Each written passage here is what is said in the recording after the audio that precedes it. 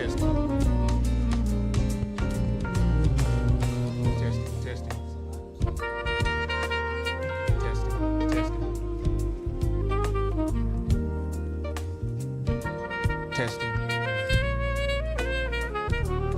You got me? There we go.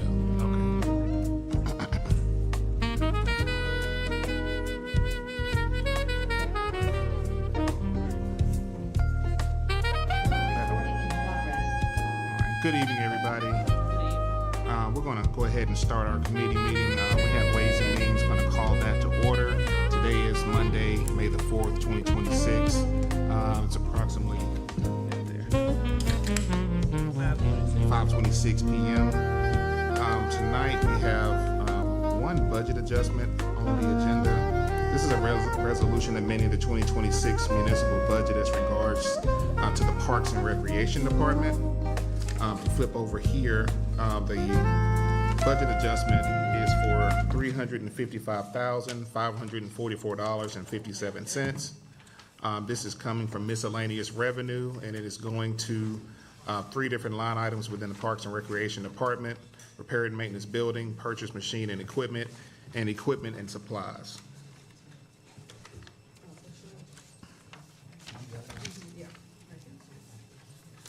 Do you have any discussion about this budget adjustment?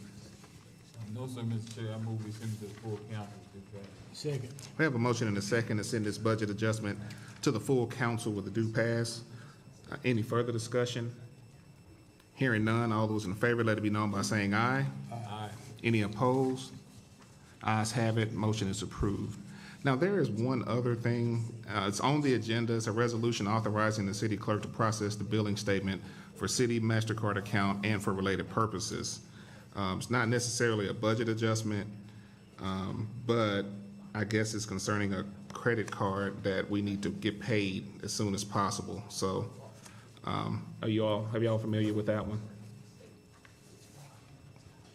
I believe when the statement was issued, there was one item that didn't have the documentation on it, but the rest of this bill, we still need to go ahead and take care of it. Did we get the documentation? Not yet. It's in the process of coming. Okay. While we're requesting the approval to pay. Okay. All right. And so with that, not just, like I said, it's not necessarily a budget adjustment, but it is a finance matter. And so we need to go ahead and rectify this so we can get this bill covered. Question. Sure. So with this bill, I see Sam's Club on there, I see Walmart.com, I see Home Depot, I saw all those,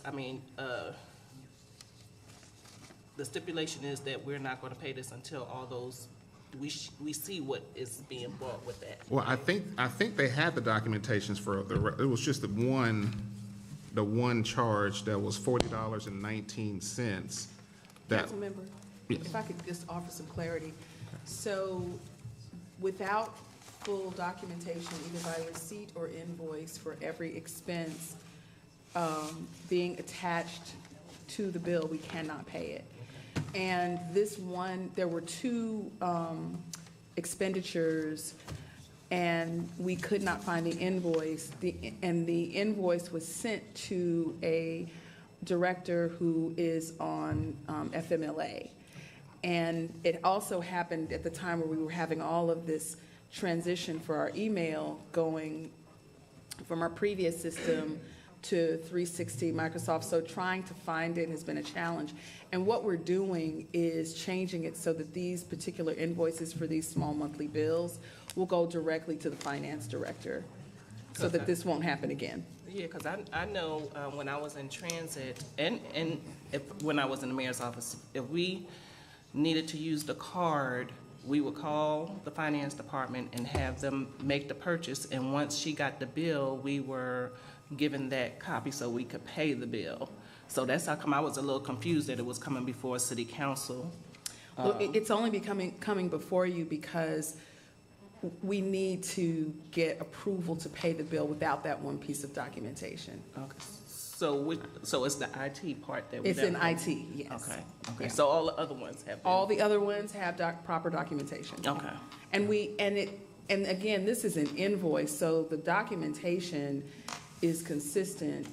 We just can't put our hands on it. And since since that director's on FMLA and we have changed email systems, we're just changing how that particular invoice comes to the city so that it won't get lost in the shuffle again. Okay. Okay. All right. Any other discussion? All right, hearing none, I will entertain a motion for this resolution. So moved. Second. All right, we have a motion and a second. We send this to the full council with the due pass? Councilmember Hope? Full council with the due pass? Yeah, send. Okay. So moved that we send this, resolution to the full council with due pass. All right, we get a second, Councilmember Mays? All right, have a motion and a second. All those in favor, let it be known by saying aye. Aye. Any opposed? Ayes have it, motion is approved. So we have those two agenda items, and agenda item number 5 and number 6 will be sent to the full council with a due pass for tonight's agenda. Is there any other business for Ways and Means? Other than, and this is, Finance Director passed this out just a minute ago. We're not going to be voting on it tonight, but the draft for the 2025 carryover to the 2026 budget, the carryover for that, everybody should have a sheet here for that, and so take a look at that. It won't be voted on tonight. It's just something that we wanted you to be able to see. And Councilmember, can I make a quick comment? Sure, go right ahead. What we wanted to do, obviously, I know that you all, a few of you have been in contact with me and with Director Devers, and in the midst of some prolonged issues with New World coupled with illness, there just was an extreme delay that was beyond our control, since we have one person at this time who can configure, input and reconcile the final numbers from 2025. And if you'll remember, we had to come back to get that approved.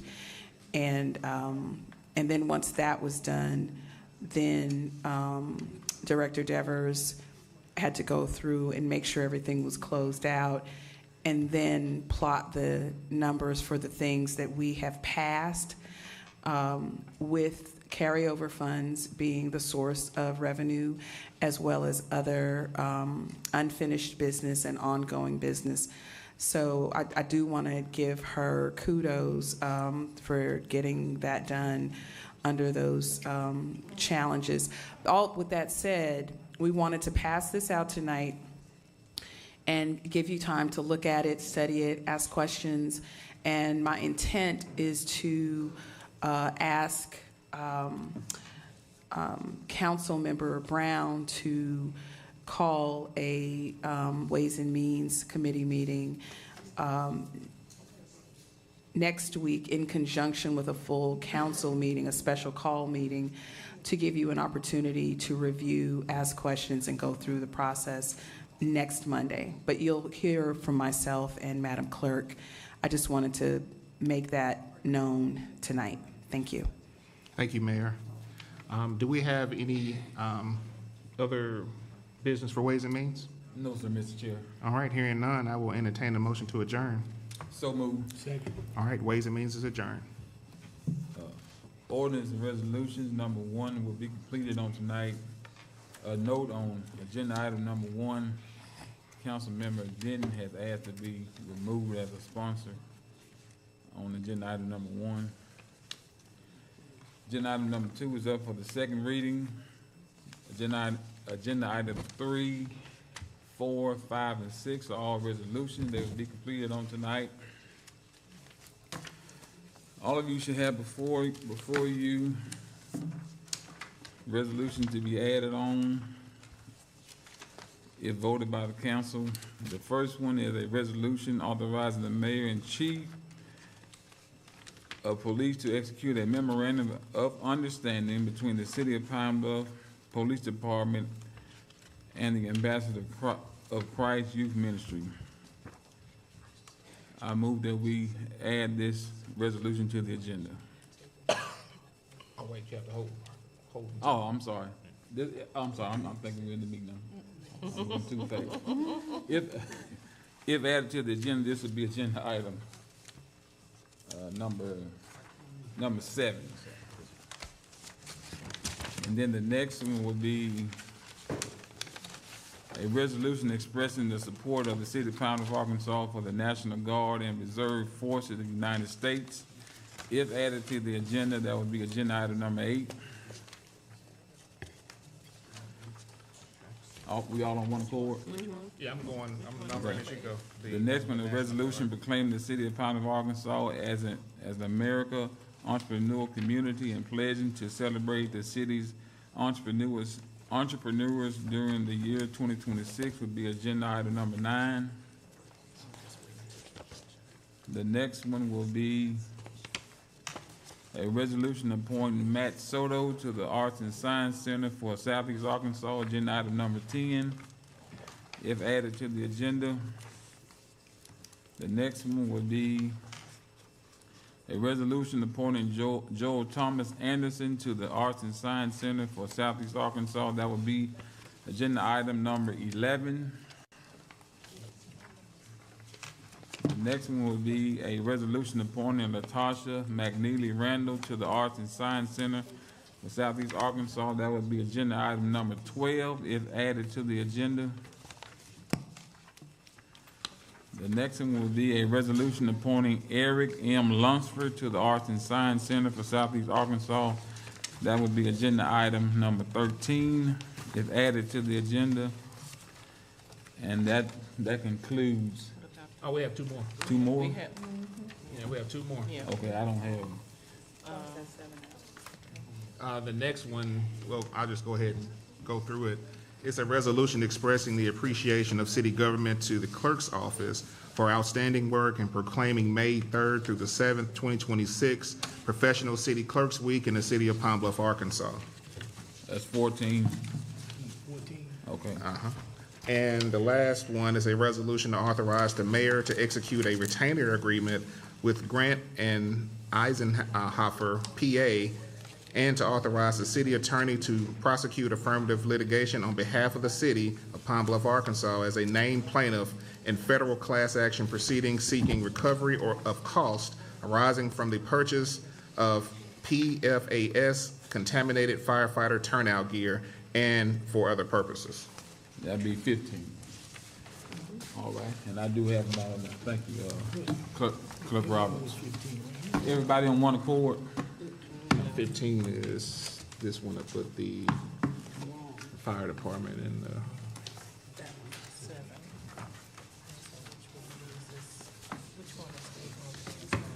All right, so this is 7. That's. This one is 7. Yeah, that's 7. Oh, what's this? All right, and then Entrepreneur. the National Guard is 8. Y'all on one accord?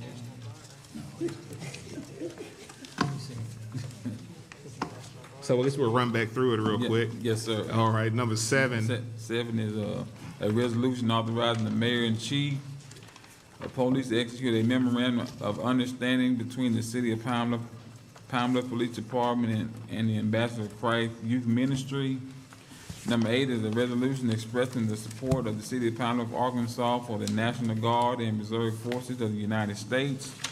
Number 9 is a resolution proclaiming the city of Pine Bluff, Arkansas as an America, the entrepreneurial community, and pledging to celebrate the city entrepreneurs during the year 2026.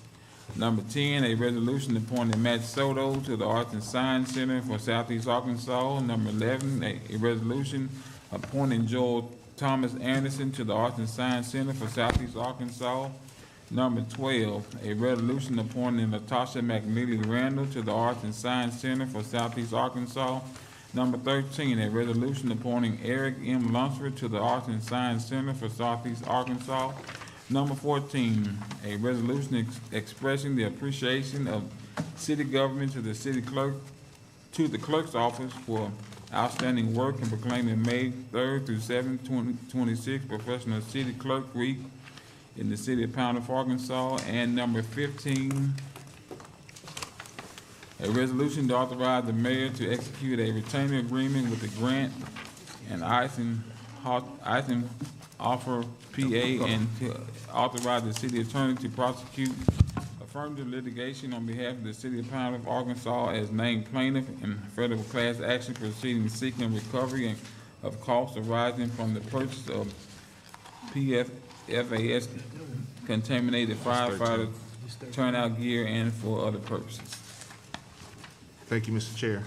Yes, sir.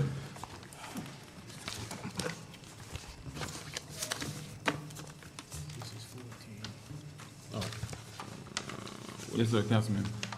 I'm just trying to get Councilmember Mays situated. I don't have anything else. I move Okay. we adjourn.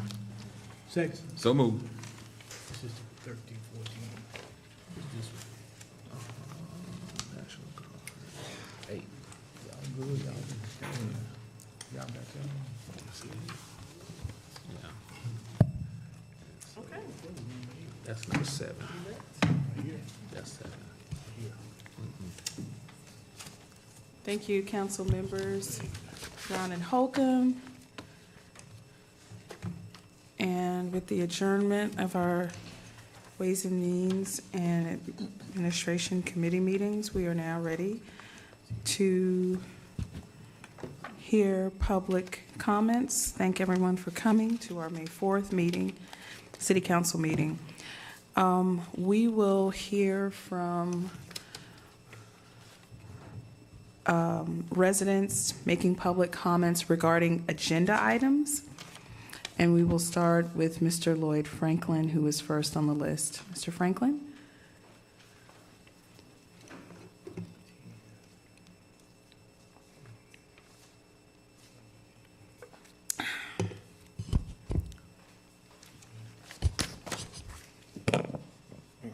How y'all doing? Good evening. My name is Lloyd Franklin II, and I'm speaking against, I think it's agenda item 1, the landlord ordinance. I just want to start off by saying I support livable housing. Every tenant deserves a clean and decent place to live, but a policy-making body, you have to look at both sides, the tenant and the landlord. And right now, this ordinance is not balanced. Landlords should not have to come down here to deal with ordinances. We have businesses to run, properties to maintain, and responsibilities to manage. But this ordinance, as it's currently written, has serious issues and clearly has legs. So here we are. We've heard that this particular ordinance is state law. Fell stated that. It has a little bit of a disingenuous feel to it because that's not accurate. The state law is combined with additional requirements layered on top of it. And those additions matter because they create new obligations, new exposure for property owners that do not exist currently under state law. State law is clear. Tenants must notify landlords of issues and allow time to fix them. This ordinance appears to bypass that safeguard and go straight to city involvement. And basically, it's just another way for tenants to game the system. Landlords here, we've all dealt with tenants. We know they know how to game the system. They know how to respond to court filings. It takes about a month to 3 months to even evict someone out of a house properly. The law is clear. Notify the landlord of the deficiencies. Give them 30 days to fix it. If it's not fixed, you can move. The lease is terminated. You can get your refundable deposit back, and you can just move. I've been to court in eviction several times, and the number one thing that the district court judge asks is the tenant, if it's so bad, why don't you just move? They're not tied down. They have the option to move. It's not necessary to enforce all of these extra restrictions on landlords. It's a serious concern because it removes the only protection that landlords have and the opportunity to be notified and fix the problem before penalties are triggered. This ordinance impacts roughly 40% of the housing market, yet landlords were not meaningfully consulted. There was no real outreach, no collaboration, no effort to get input from the very people this affects directly. The organizer of the ordinance is not a homeowner or a landlord, and as a result, the proposal does not reflect with the realities landlords face. The new proposal will force a lot of landlords to sell. If we sell, we're going to sell to out-of-town landlords. And we've all seen how that worked out with the St. John incident, whole complex shutting down, out-of-town management companies running it. They're not doing what they're supposed to do. that's what we're gonna end up with. This ordinance, basically, it's not balanced. We all want fair housing, equal housing, safe housing for the residents of Pine Bluff. I'm urging all the council members to either table this, send it back to a committee for further work on it, or at the worst case, just simply kill it. Again, I support safe housing, but this ordinance is written as one-sided, incomplete, and potentially in conflict with the existing state law. Thank you. Did any questions? Okay, I don't think that no one had any questions. Thank you, Mr. Franklin. Next up to speak, Ms. Angela White-Smith. She is also speaking on agenda item number 1. Good evening, Mayor and council members. I also own rental properties here, and I actually support the ordinance. I actually think in reality, it doesn't actually go far enough. In layman's terms, because we have such low to no habitability requirements in Pine Bluff, people can essentially be slumlords.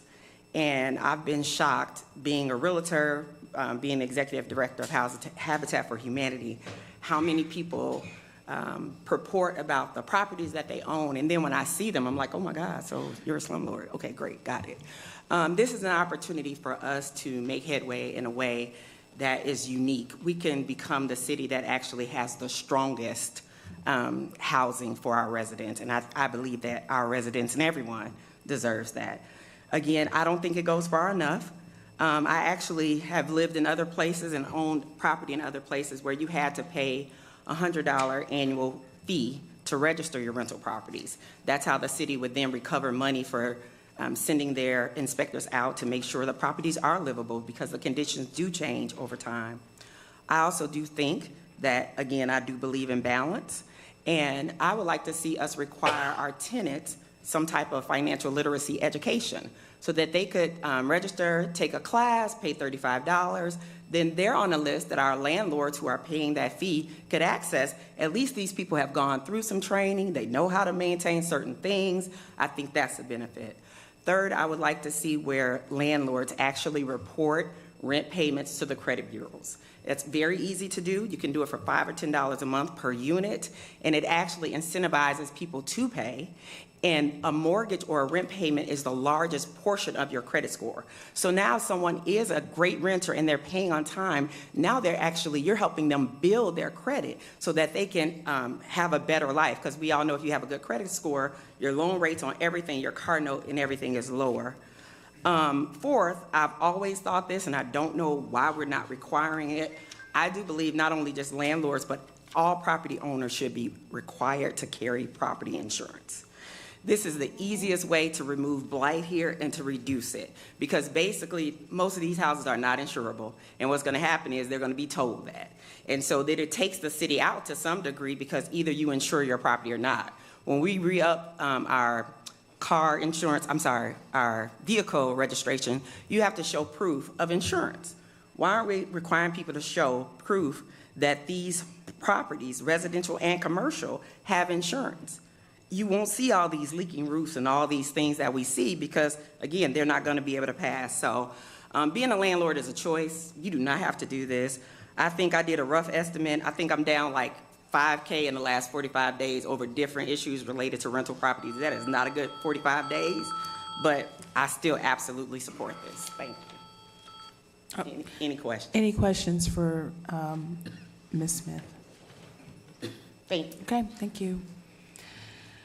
Next on the list is Mr. Reginald Johnson, who is also speaking on item number 1.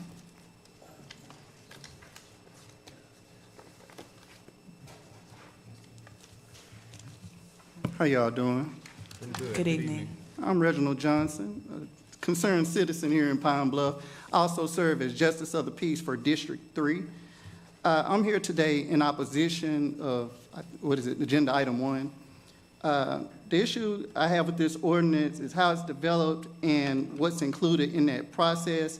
Alderman Fells, I want to speak with you for a moment. This ordinance directly impacts landlords and property owners, yet there are no meaningful effort to bring the landlords to the table. I didn't hear of any, and I know quite a few landlords in this area. Landlords are a critical part of the housing system in this city, and we are a significant part of your tax base. Any policy that affects us should include us. What I'm asking for is simple: create a committee that includes all stakeholders. That means landlords, tenants, code enforcement, police, and fire. Everyone who plays a role in housing should have a voice in shaping this policy. As it stands today, this policy has serious issues and they need to be addressed. It does not address tenant accountability, and that is a major gap. Alderman Fells, there is nothing in this ordinance that protects the landlords. That's a problem. Mr. Johnson, I'm going to ask that you address the full council Okay. and not single anyone. Well, I saw he was the one on the news, that's why, but I don't have any problem with Right. that. Okay, yes, ma'am. All right, thank you. Okay. I have concerns about how the ordinance will be enforced. It allows for fines up to $1,000. However, there is no clear framework explaining how those fines are determined, how severity is measured, or how consistency will be ensured across cases. Without standards, enforcement becomes subjective. That creates the potential for unfair treatment and how someone's feeling on that particular day. We all agree blight needs to be addressed and housing conditions in this city must improve. If this ordinance moves forward, as it's correct, if it's currently written, it risks driving responsible landlords away, increasing vacant properties, and making this situation worse than better. And we all know we have too many vacant properties in this city. I would like you to pause or withdraw this ordinance. I would like to work together to build a new ordinance that would be fair and effective. I just do not want to get this wrong because, as I said, I know plenty of property owners, and many of them have million-dollar portfolios. And if they sell to people out of California, it will not be good for any of us. We have seen that. We know that. Matter of fact, those companies call me all the time trying to buy my properties. Hey, you want to sell? And the answer is no, I'm from here, I live here, I'm invested here. And so with this, I'll end this, but I'll say this. I passed out paperwork to all of you all with pictures from housing. I would like you to know that was from the last 30 days. That's 3 different houses that have had issues in the last 30 days. And I've had to correct that and spend plenty of money. I showed you the before pictures and I showed you the after pictures, and that's why I say landlords need protection here. Any questions for Mr. Johnson? Okay, thank you so much, Thank Mr. you. Johnson. Sure. And next, we have Mr. Ivan Whitfield, who is also here to speak on item number 1.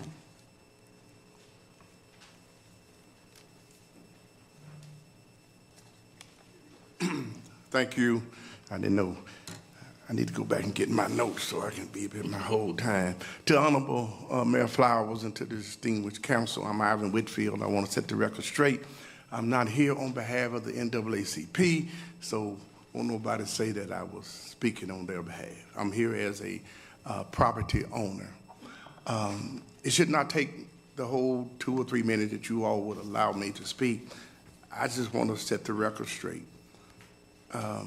Bad legislation is worse than no legislation, because you all are getting ready to vote on an ordinance. It becomes a law. A bad law is worse than a no law. And I said this to Mr. Fells already. He's my council member. I just feel like I understand the idea. It's workable, but I agree with the 2 gentlemen that came up before me that it should have been everybody come to the table. You got to hear both sides of this. If you never own property, it's hard to understand that really when people move in, we take pictures and we video it and everything else. When they move out, there's nobody to say that we can't come down here and say we want them to pay for the cleanup, the stuff they leave behind.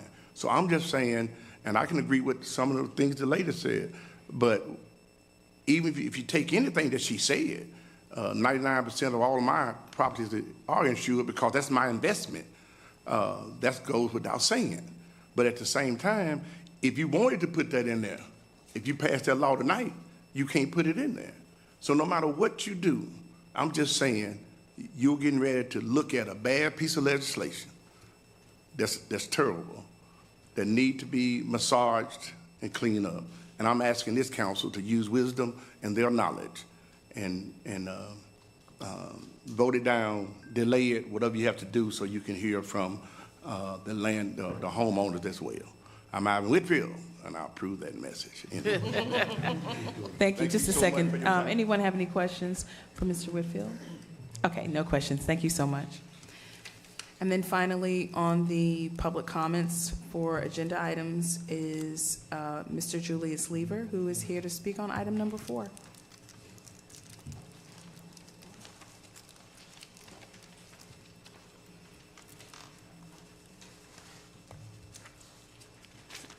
Good evening, City Council and residents.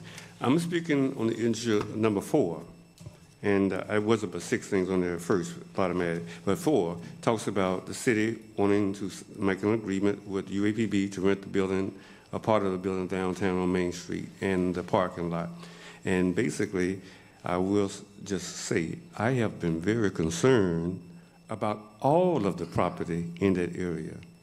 Because as I studied before, UAPB owned 80% of the property. Bruce Lockett once said, I did not know we were going to give all this money to go forward on a building they didn't own. But there was something strange happened. I was watching a video, and I saw Mr. Rand Watley make a statement. And I don't like to mention names, but his statement was very profound.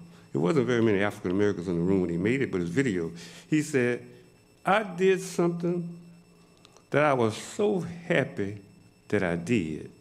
I ain't never been that happy before, but one time, and I'm not going to tell y'all when that was, he said, when I got UAPB to give us that building for $10, well, that confused me, because I heard Bruce Lockett say, well, we spend all this money, but it doesn't belong to a renewal or go forward. So I checked, and UAPB owned all of it, and as of today, it's listed at the courthouse as of today, 2026, that UAPB still owns all of it. The city owns the park still, according to the records. And I will say this, Urban Renewal had a building at the bank. It was worth $60,000, $69,000, $59,000 to $60,000. They came once before, Ryan Wilder said this, it was about 40% complete. He said, we need y'all to approve enough money for us to finish the bank building, drive-in bank now. We need $1 million. And then not too long from then, I saw you all stand and take pictures with Lynette Frazier said, who wouldn't want to take $1 million? Go Forward was given $1 million, but it sounds like to me, when I checked, Walmart gave Go Forward $1 million. The federal government gave Go Forward $1 million. And I don't understand what it is. Does this building that we're renting, does it belong to UAPB or not? Because Ryan said, I was so happy when I got UAPB to give us that building for $10. Which building? It wasn't, at that time, the UAPB incubator. It was the building in the back with all the money spent on it. So I'm just asking, and I said I was not in support of it, but I'm not in support of it until somebody helped me to understand what property does UAPB own? What property does Go Forward own? Because it could be, when they asked for $1 million to finish the drive-in bank, maybe they were selling it to you. Maybe they said, we just sell it to them. If something goes wrong, they paid us $1 million for that building. We didn't put about $200,000 in it. So I'm just a little bit confused. Okay, your 3 minutes is up, but I'll go ahead and answer the question Okay. because I'm sponsoring this. I'm always supportive of anything yes. you'll do. No, For and the most part. I appreciate the, Yes, sir. May I listen, question please? for clarification. May I listen, please? Sorry? May I listen before I Yes, sit? yes. So the building that in question on item number 4 is the incubator. It's the business incubator, 2-story building that faces Main Street and no other building. So all of what you were just referring to with grants and federal money and Yes. that is not what this is. This building is owned by UAPB. They had federal dollars in the past to run programming, and eventually that funding went away, and the building currently houses, I think right now, about 4 or 5 tenants, but there's space available for lease. Yes. And what we are wanting to do, I'll explain further when we bring the issue up. But just to answer your question, but please. UAPB owns the building. Let me say this to you. And this is a measure to lease space. I don't say. Well, say this to you. Sometimes us residents, especially us that went to University of Arkansas, we bought in on the city and we bought in on UAPB. We have to share something with you. One of the gentleman that was in charge of the whole complex, said this to me. He said the federal government offered to give the chancellor $400,000 for the kickoff that building downtown again.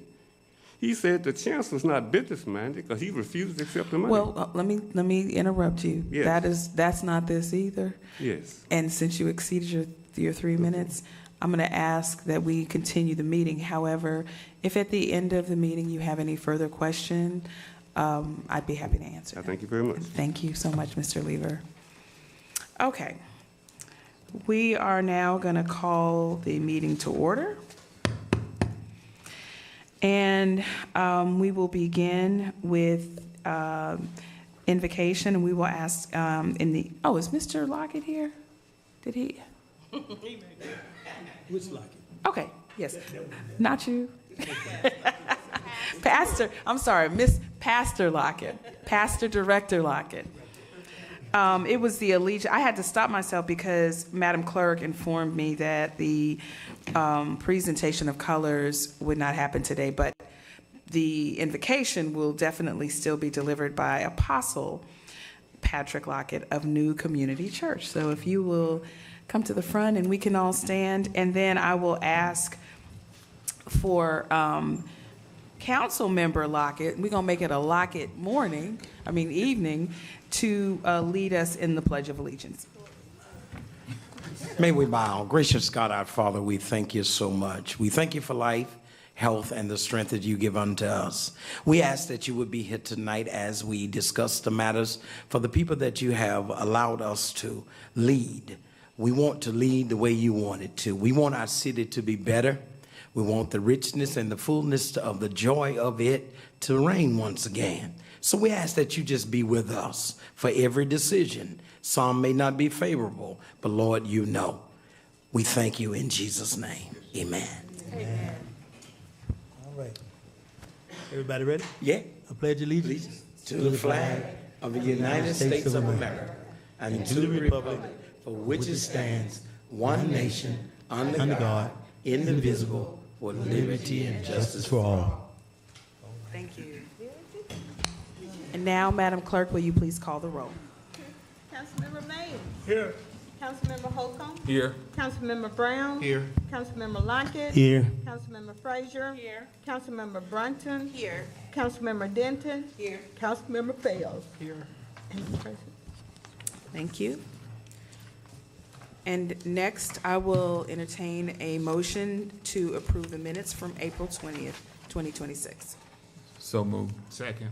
It's been moved and seconded that the minutes from April 20th, 2026 be approved. Any discussion? With no discussion, all of those who wish to vote for the approval of minutes indicate by saying aye. Aye. Any opposed? Motion passes. And next, we will enter into the committee reporting section. And we will start with Ways and Means. Councilmember Brown, if you will please deliver your report on Ways and Means Committee. Yes, thank you, Mayor. Ways and Means met just before this council meeting. Tonight we had two items up for discussion. It was agenda items number 5 and 6. Both of those agenda items were sent to the full council with a due pass.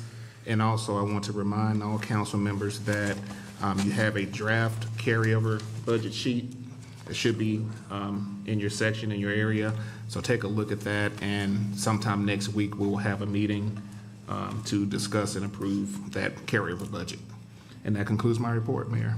Thank you so much. And next, we will hear from Councilmember Holcomb on ordinances and resolutions.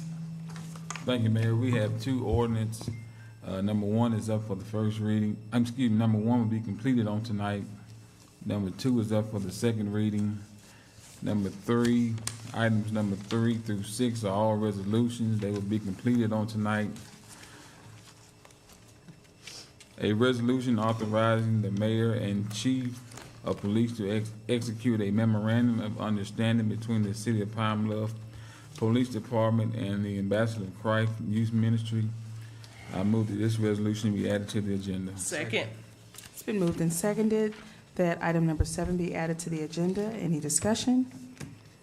With no discussion? I have discussion. Yes, sure. Now, man, we still at the point where we're adding more things to the agenda tonight of the council meeting that's on the agenda.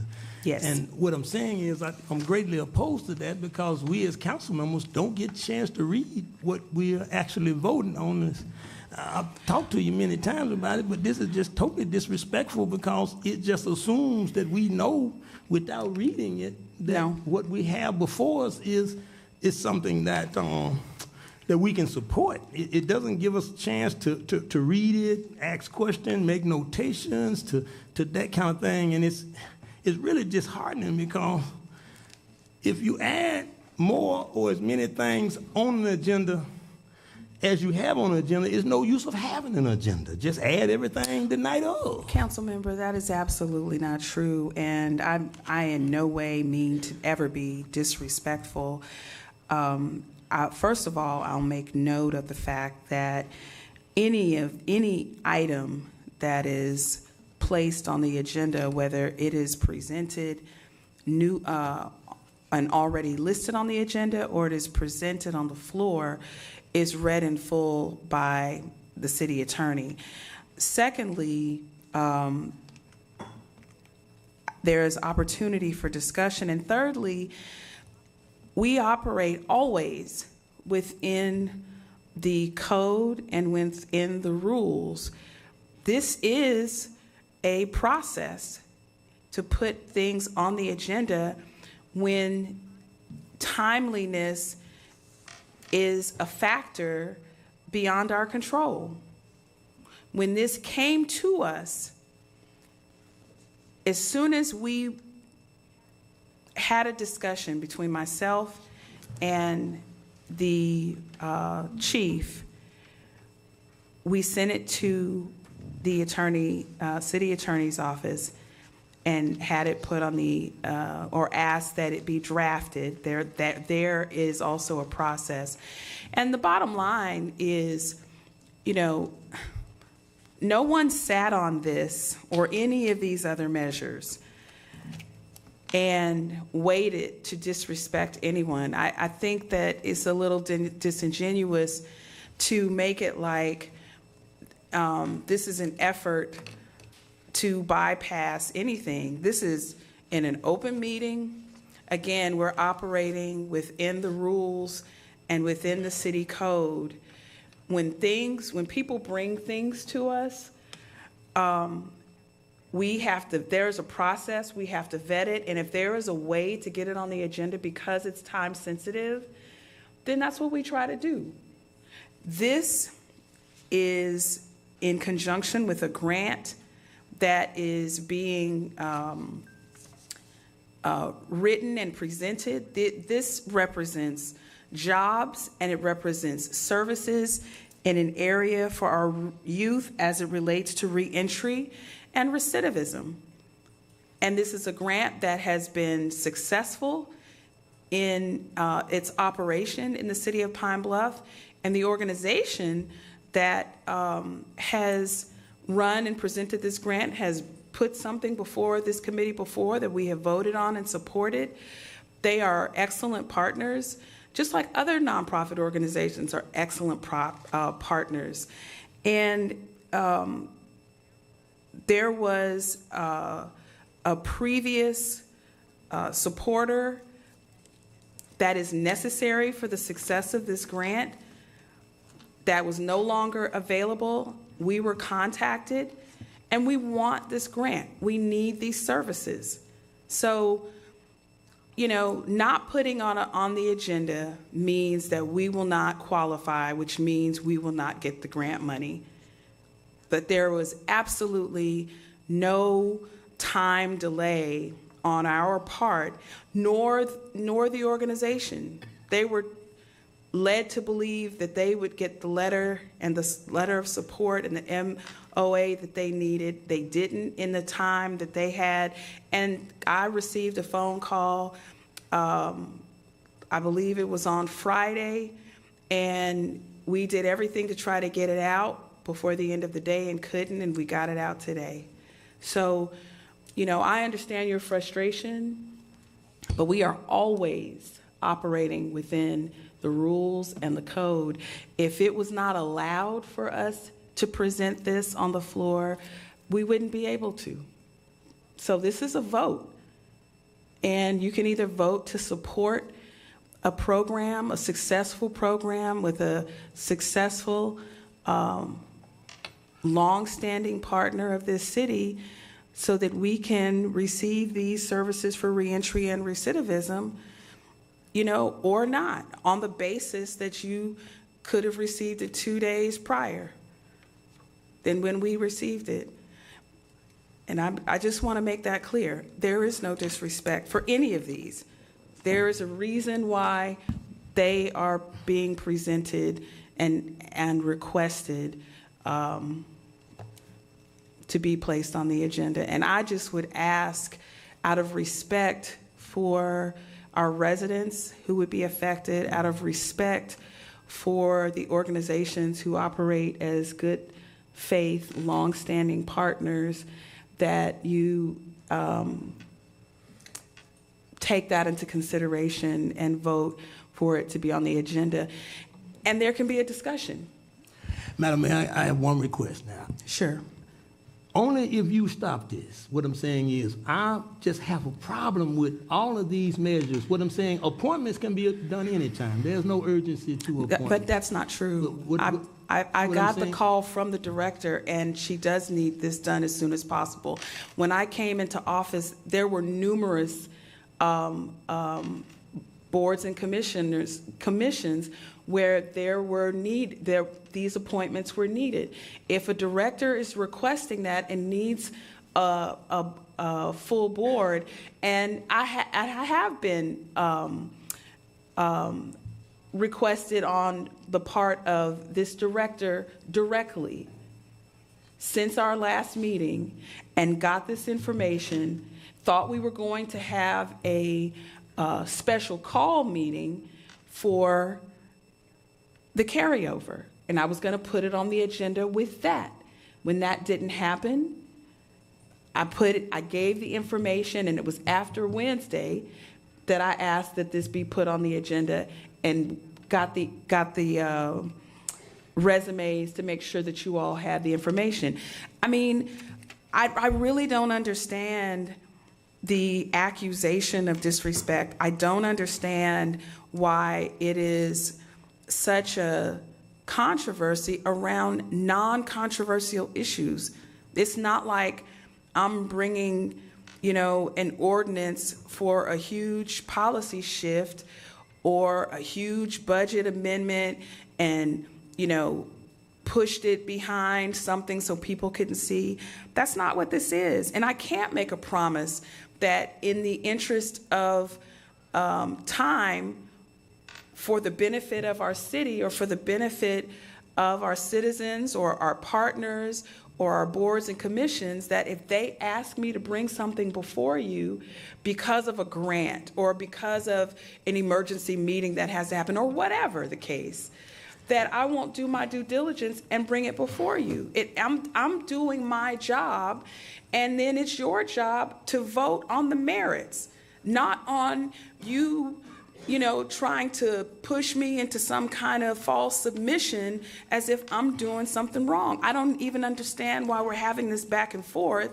It's before you, and you can vote not to punish. It's not punishing me. This doesn't hurt me. If you all don't get an opportunity to vote on this, The grant doesn't happen, we lose the grant money, people lose their jobs, the city lose the program. That's it. And you can be the one to keep it from getting on the agenda and keep the rest of your colleagues from voting on something that is important, that it matters to the city. Only thing I'm saying, Madam Mayor, is that as legislators, we need time to read things. And that's the only thing I'm saying is that you should respect us enough. I do respect you. I just explained that this is not a matter of disrespect. What I'm saying is if we get it a day before, a couple of hours before, but what I'm saying is to get something at your seat in a council meeting and have no time to read it, that the first time you see something that you are making a decision on, whether it's a person for an appointment or whether it's for a grant, that the first time you get to see it is at your desk during the council meeting. Now, the reason that things are allowed to be put on the agenda the night of the council meeting is for emergencies.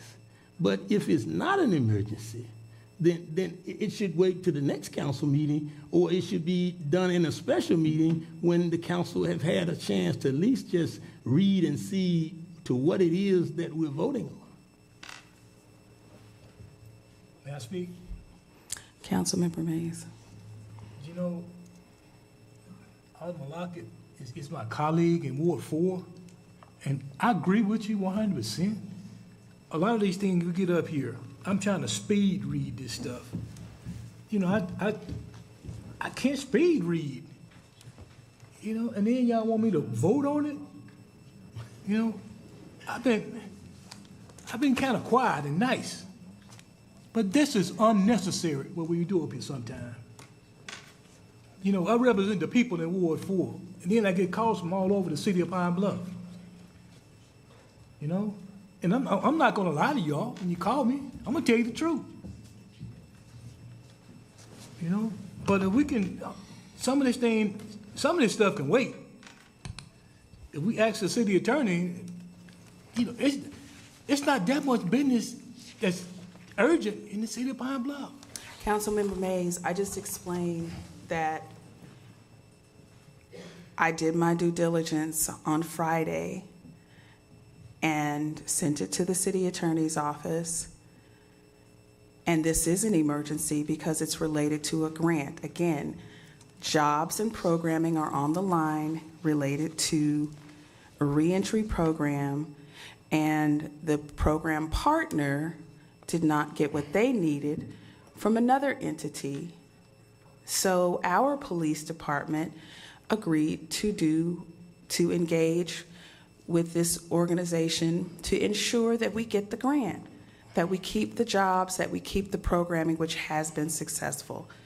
Again, this is not about me holding anything till the last minute. Joe, excuse me, can I say something? Councilmember Mays. Joe, explain what you're talking about. You're the city attorney. Explain that. What is what I just said requiring a legal interpretation? There's no legal interpretation, council member. All right. Proceed. Thank you so much. Any further discussion? With no further discussion, all of those who wish to vote for the adoption of item number 7 to the agenda indicate by saying aye. I'm sorry. Yeah. Madam Clerk, please call the roll.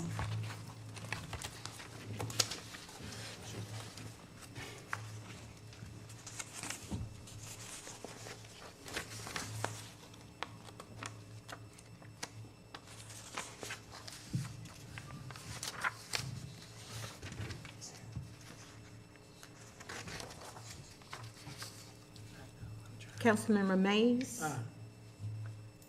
Councilmember Holcomb. Aye. Councilmember Brown. Aye. Councilmember Lockett. Aye. Councilmember Frazier. Aye. Councilmember Brunton. Aye. Councilmember Denton. Aye. Councilmember Fails. Aye.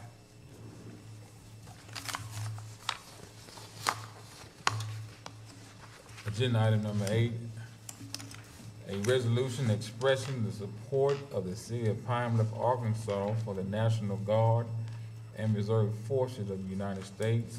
I move that this resolution be added to the agenda. Second.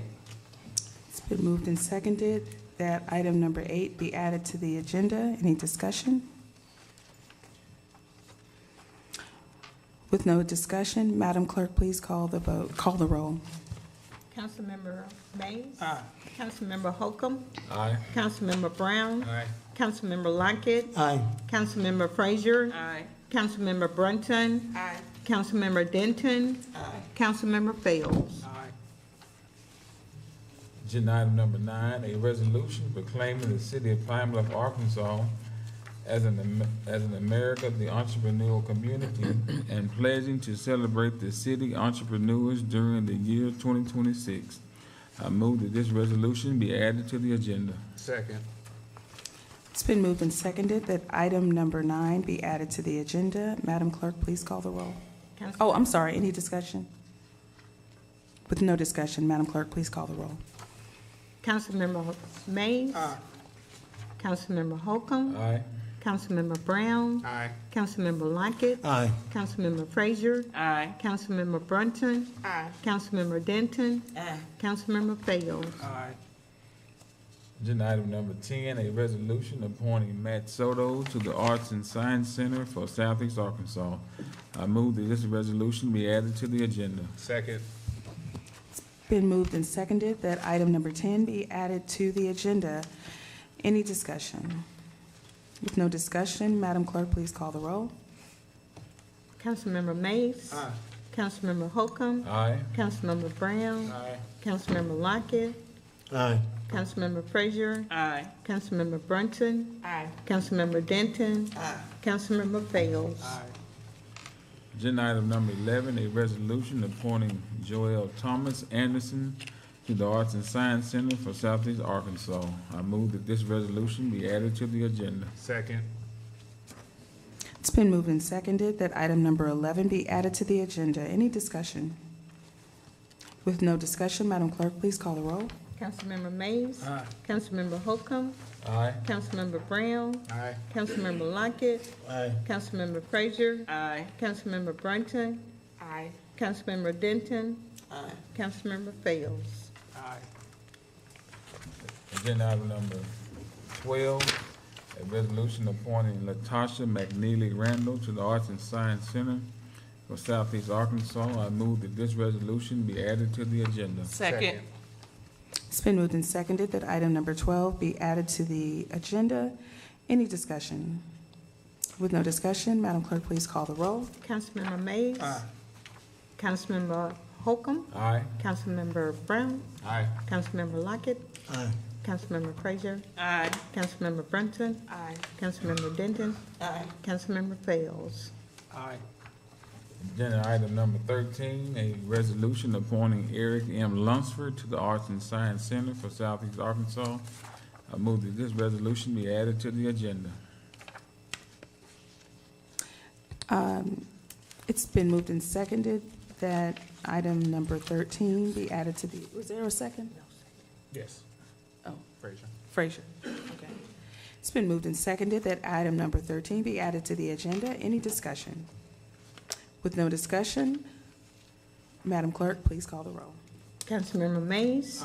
Councilmember Holcomb. Aye. Councilmember Brown. Aye. Councilmember Lockett. Aye. Councilmember Frazier. Aye. Councilmember Brunson. Aye. Councilmember Denton.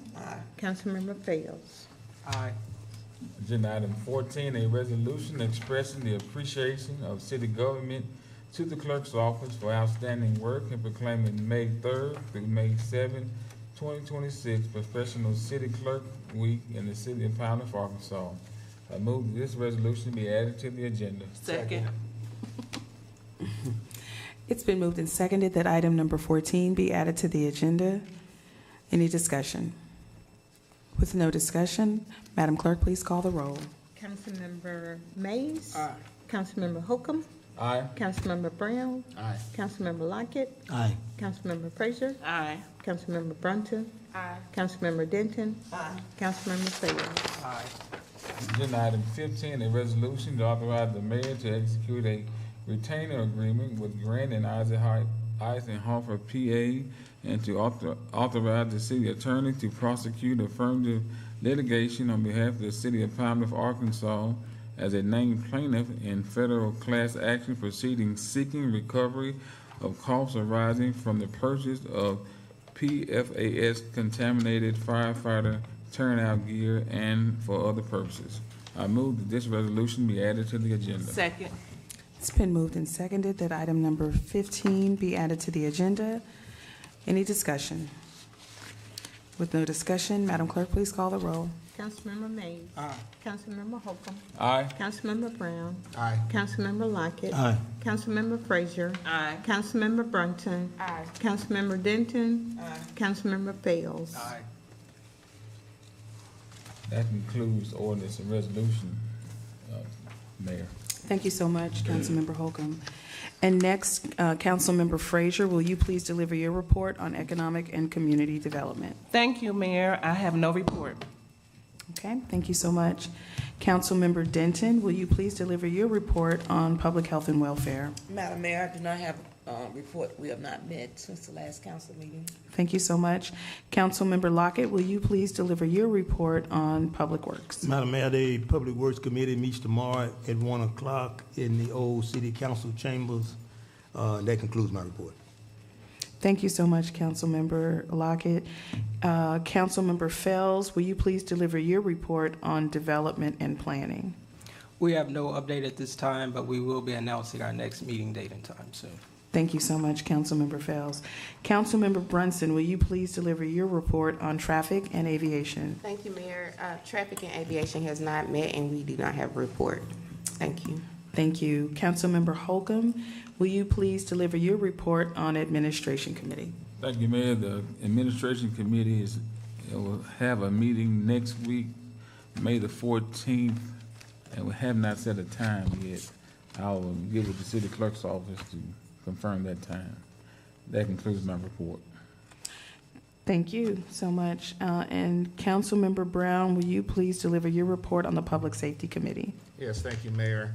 Public safety has not had a meeting since our last council meeting, but we will have our monthly meeting on Wednesday, May the 4th, 1:30 p.m. in the old council chambers. And that concludes my report. May 6th. May 6th. May 6th. Yes, ma'am. Wednesday. Yes. May 6th. You said the 4th. I said the 4th? Yeah. Oh, I'm sorry. That's okay. May 6th. We know what you meant. Okay, next we will move on to proposed ordinances and resolutions. Councilmember Holcomb. Agenda item number 1, an ordinance amending Chapter 7 of the Code of Ordinance of the City of Pine Bluff, Arkansas, to add a new Article 12 establishing minimum standards for housing and to protect tenants from hazardous housing conditions and for related purposes, up for the third and final reading. An ordinance amending Chapter 7 of the Code of Ordinances of the City of Pine Bluff, Arkansas, to add a new Article 12 establishing minimum standards for housing and to protect tenants from hazardous housing conditions and for related purposes. Looking for adoption? Second. It's been moved and seconded that item number 1 be adopted. Any discussion? Madam Mayor, Councilmember Fells. I did want to address some of the concerns that have been mentioned around this ordinance, and I am grateful for all the landlords who came out today, as well as all the citizens who have been calling with questions and comments. First of all, I just want to give a basic rundown of what this ordinance does. There are some minimum housing conditions that the state has passed that landlords must abide by. So for example, landlords must provide electricity, plumbing, HVA system, things of that nature. What this ordinance does is basically gives the city the ability to enforce what those state standards are. Now, I know that one of the concerns has been that this does not address the tenant responsibility. It doesn't offer protections for landlords. I do think that that is a legitimate concern, but I also believe that it has been adequately addressed in the state law. So for example, Arkansas Code 18-17-601 basically lays out all the responsibilities of a tenant living in the state of Arkansas. I won't go through it all, but because there's been, so many questions and concerns about it, I will go through the list. A tenant shall comply with all obligations primarily imposed upon tenants by applicable provisions of building and housing codes materially affecting health and safety. Tenants shall keep the dwelling unit and that part of the premises that he or she uses reasonably safe and reasonably clean. Tenant shall dispose from his or her dwelling unit all ashes, garbage, rubbish, and other waste in a reasonably clean and safe manner. Keep all plumbing fixtures in the dwelling unit or used by the tenant reasonably clean. A tenant shall use in a reasonable manner all electrical, plumbing, sanitary, heating, ventilation, air conditioning, and other facilities and appliances, including elevators in the premises. Tenants shall not deliberately or negligently destroy, deface, damage, impair, or remove any part of the premises or knowingly permit any person to do so who is on the premises with the tenant's permission or who is allowed access to the premises by the tenant.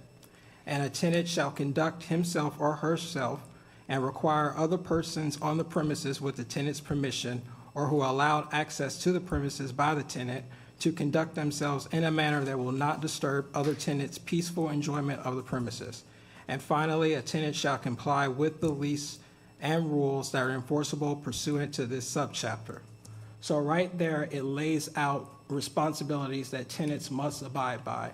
And I think that those are significant protections for landlords. Now, what happens if if a tenant does not abide by those standards? Tenants can be penalized, and that penalty can include eviction. Arkansas Code 18-17-901. A landlord or his or her agent may commence eviction proceedings against a tenant in district court having jurisdiction over the eviction proceeding. And it lists out several things, several conditions. They include not paying your rent when it is due or when it is demanded. It includes when the term of the tenancy or occupancy has ended or the terms or conditions of the rental agreement have been violated. So state law lays out protections for landlords because it lays out responsibilities for tenants. And if they violate those standards, there are penalties in place. Now, I've also heard that there's concern that this ordinance might be used to protect tenants who are negligent or destructive. Well, if we look at Arkansas Act 1052, on which this ordinance is based, there's specific language in this ordinance that addresses that exact concern. And it says, a landlord shall be deemed to be in compliance with the requirements of this subsection if, and it lists several subsections, and among those it says, if damage was caused by the deliberate or negligent act or omission of the tenant, a member of the tenant's family, or another occupant or visitor on the property. So that's basically saying that if the electrical system goes out because the tenant, their family member, or a visitor destroyed that either through willful disruption or out of negligence, that will not count as a violation against the landlord. So I think that a lot of the concerns that landlords have been addressing about tenant responsibilities, protections for landlords, it's already codified in Arkansas state law, which means that if this ordinance goes into effect, the city will be bound by those Arkansas statutes. Now, I've also heard that this ordinance is basically bypassing the landlords and their right to address issues. So first and foremost, usually most landlords put provisions in their lease agreements that say if there is a major mechanical issue, whatever the case may be, that needs to be reported to the landlord first and foremost. However, in this ordinance, we have specific language, and it's on page 6, that says that landlords, property owners shall be given 30 days to address any violations that may occur. That means no landlord can be cited without being contacted by the city and given 30 days to come into compliance, during which time, if they cooperate and make a reasonable effort to come into compliance with whatever the violation may be, the city is under no obligation to fine that property owner. And I have consulted with the city attorney to determine whether or not that language provides landowners with basically enough coverage legal where we have to notify them, and that does satisfy that. The city attorney's office has said the city will not be able to take action under this ordinance without landlords being notified and given an opportunity to act. And so I am very sympathetic to the concerns that some landlords have been expressing here tonight, and I have heard those concerns. I know several of you, my other colleagues, have heard those concerns as well. And I do think that based on the language in the state law that I've read, based on language in our ordinances, I do think that those concerns have been addressed. There's protections for the landlords, and there's accountability for the tenants. And finally, I would just say that, like I said, if we want to move Pine Bluff forward and become a progressive city, not only here in Southeast Arkansas, but throughout the state, there has to come a point where we have to start enforcing laws that we have on the books. We have to hold people accountable. And I believe that this does just that. And that'll be my comments for now. Councilmember Mays? Yeah. I was thinking over the weekend about this ordinance and what we need for Pine Bluff. I'm all about moving Pine Bluff forward with nobody in the way, because we spent too much time in the past. Everybody want to run Pine Bluff, no matter what city they're in. Everybody want to, they lived here before, and they got renters here, and they got family here, but they want to be in charge of Pine Bluff. The city council is in charge of Pine Bluff. You got some good legislation, and I'm willing. I prayed about it all night, this morning, yesterday, and I think it's some good legislation. We got to start somewhere. Somebody has to be in charge of Pine Bluff.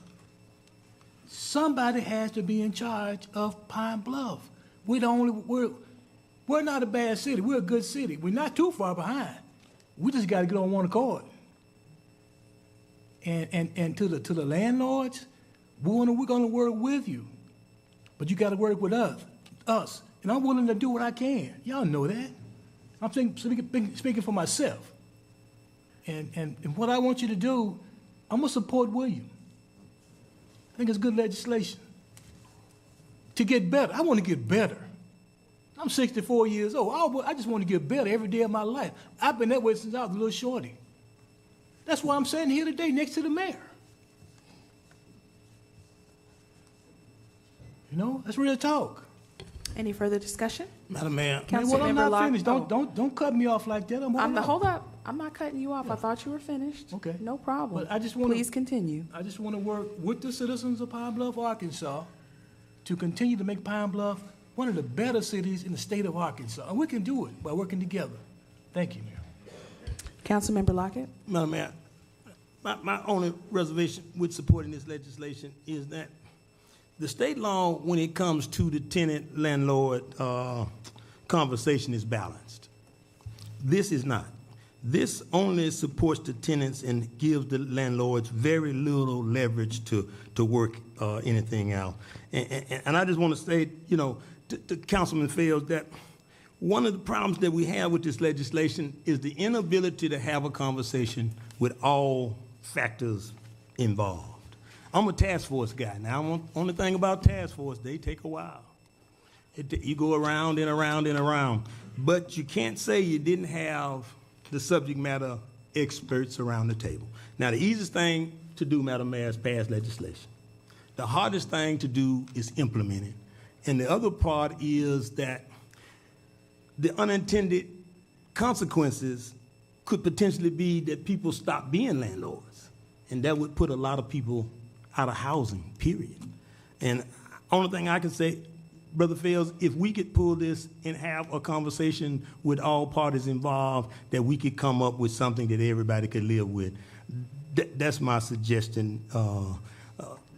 The way we create legislation here in Pine Bluff sometimes is not balanced. You know, we throw an ideal out there and it comes back in a resolution. Sometimes it doesn't have everybody's voice in it.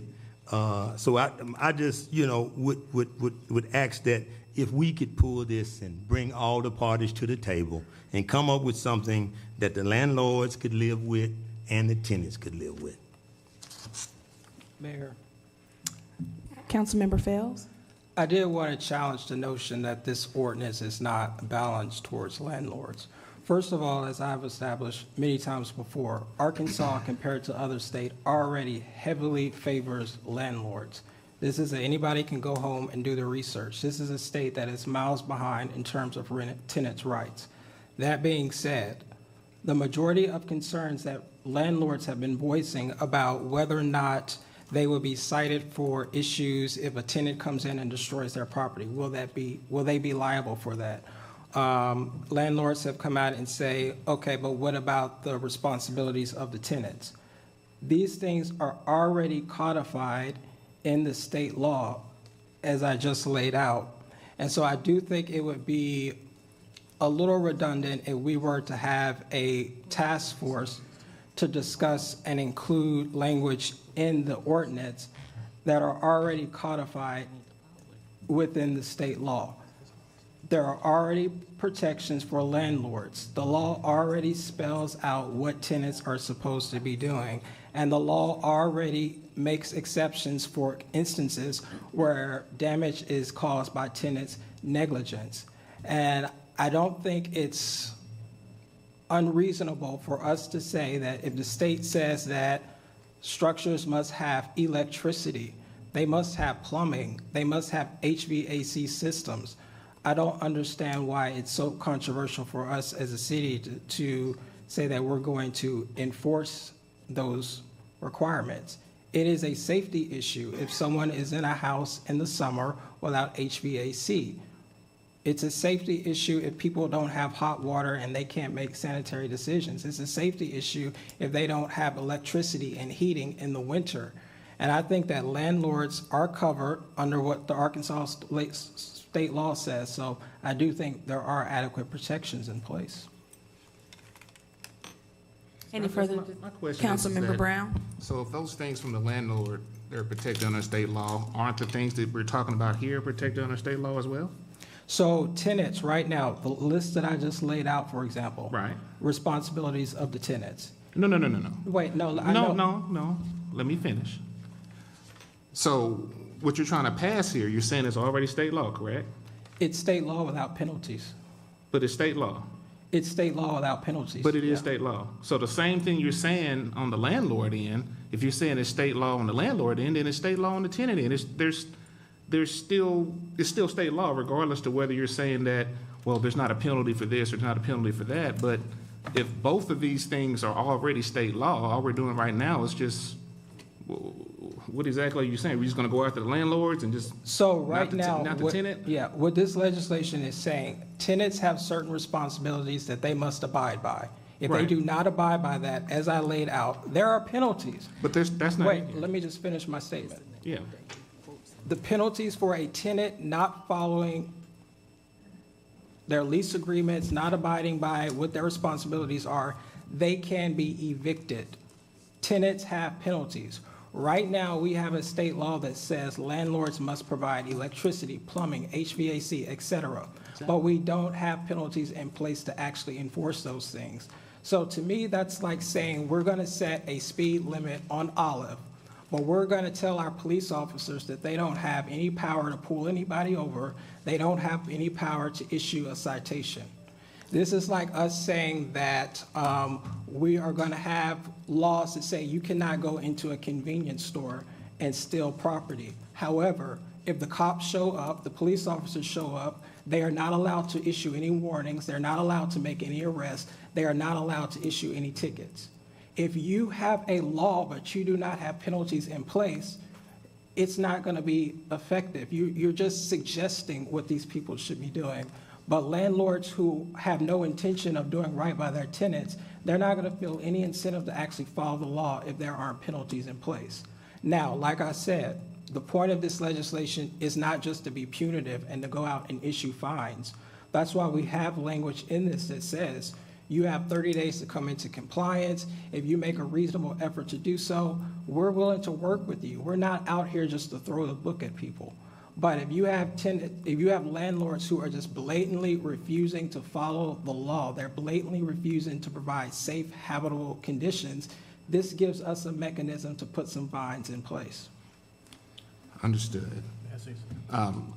I feel that what Councilmember Lockett suggested is pulling this back, sitting down, meeting with everyone, and then bringing it back. I don't have a problem with what you're saying. I just have a problem the way it's written. And right now it's written to where fines up to $1,000, $500 per day after that. It's not clearly defined. It kind of puts the landlord at risk. And I'm not saying that a person should be in a house without AC or without hot water, but I think that if we're going to do this, let's do it right. There's no harm in pulling it back, sitting down with the landlords that are here and other council members and saying, how can we make this better so everybody feels great about it? That's all I'm saying. I'm not saying I'm against it. Just saying let's sit down and fix it. Let's just fix it. I agree. And I just want, may I say something? Councilmember, yes, Frazier. There's a few things that I want to say. But the first thing is, I was asked if it's state law, then why are we doing something? Well, there's a lot of state laws that's in place, and we bring it to the city level, and we pass legislation here in reference to those state laws. We do it with fire, we do it with police, we do it with a whole bunch of other state laws. So it's not unusual for us to do that to make sure that it's enforced in our city. Second, this legislation was not a target for the landlords that's doing what they're supposed to do. We have a serious problem here in Pine Bluff with slumlords. And it's not just our city, it's a lot of other cities too. But we have to do something about it.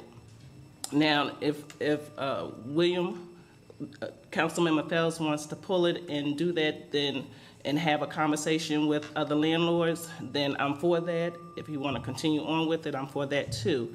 But we have to do something, because right now there are so many tenants that are being mistreated by landlords in the dwellings that they're in. We're not talking about the great landlords. We have a lot of great landlords up in here with us right now, some on the council. So it's not targeting anyone that's trying to do what is right, but it's also just making sure that we take care of the citizens. We talk about our citizens all the time. We want to make sure that they have housing, great housing. I mean, we're not talking about you have to have it at a 5-star marble and all that stuff in your house, but just clean living. And right now, we don't have that. We have some tenants staying in houses where the floors are about to cave in, where I don't even know why they living there, because I wouldn't want to live there. And as Westmacombe said, I asked the question, why are you still here? Because I would want to leave. You know, but we have to, on our responsibility as the city council, we need to put some legislation in place to protect the landlord and to protect the tenant. Now, we're looking at this and we're saying that there's nothing in there in regards to the tenant, but we got Acts 1051-52 there. We got other legislation that's in here. We can't put all of that in this packet and be able to go through it. So it's our due diligence to go look up those laws and see what the tenant's responsibility is, what the landlord's responsibility is. He just read off some of the things to let you know that it's not just about the landlords, but it's also about the tenants. We both have to come together and do what is right when it comes to housing. Thank you, Mayor. Madam Mayor. Wait, hold on. Thank you, Councilmember Frazier. Councilmember Fells, and then Councilmember Mays. I did want to mention one thing. I know Councilmember Brown mentioned the fines. As a city, we have to determine whether or not we are willing to issue fines. That's a yes or no question. And if we are willing to issue fines, there are certain parameters around what fines the cities can issue. This is a state requirement that they cannot exceed $1,000. So this isn't an arbitrary number. Even if we were to have a task force or a committee and we were to come back to the table with this draft, if there's language in that draft regarding fines, it's still going to say that the fines shall not exceed $1,000 because that's the limit of what a city can fine. So I'm not seeing how a task force or a committee would basically be needed to address that language when it's already just the precedent in the state. Councilmember Mays. You know, real talk, a landlord should or shall take care of the tenants. That's the main thing. That's the main objective of having rental property. Mr. Grant Williams back there, he's a great landlord. I give him an A+. When his tenants ask him to do something, he does it. That's what a landlord's supposed to do. There's quite a few more landlords that take care of business. Like they're supposed to. We're gonna make Pine Bluff better. I'm gonna make it better. We gotta make it better. I'm not used to being in last place. I never have been in last place. And we gotta make Pine Bluff a great city again. All y'all live here. Come down the street, stuff all in the street. Man, stop and pick some, move out the way if you can. You gotta show some concern back to the residents of our great city. You know, just because we're on the city council, I still pick up paper. You know, always have from the north side. You know, we gotta drop our boundaries and just let's work together and let's fix this stuff. Y'all ride around now, I gotta do y'all try to act like you don't see that stuff, about to run over stuff. Kids all in the street, dogs running around. Come on now. Am I the only one to decide to fix this mess?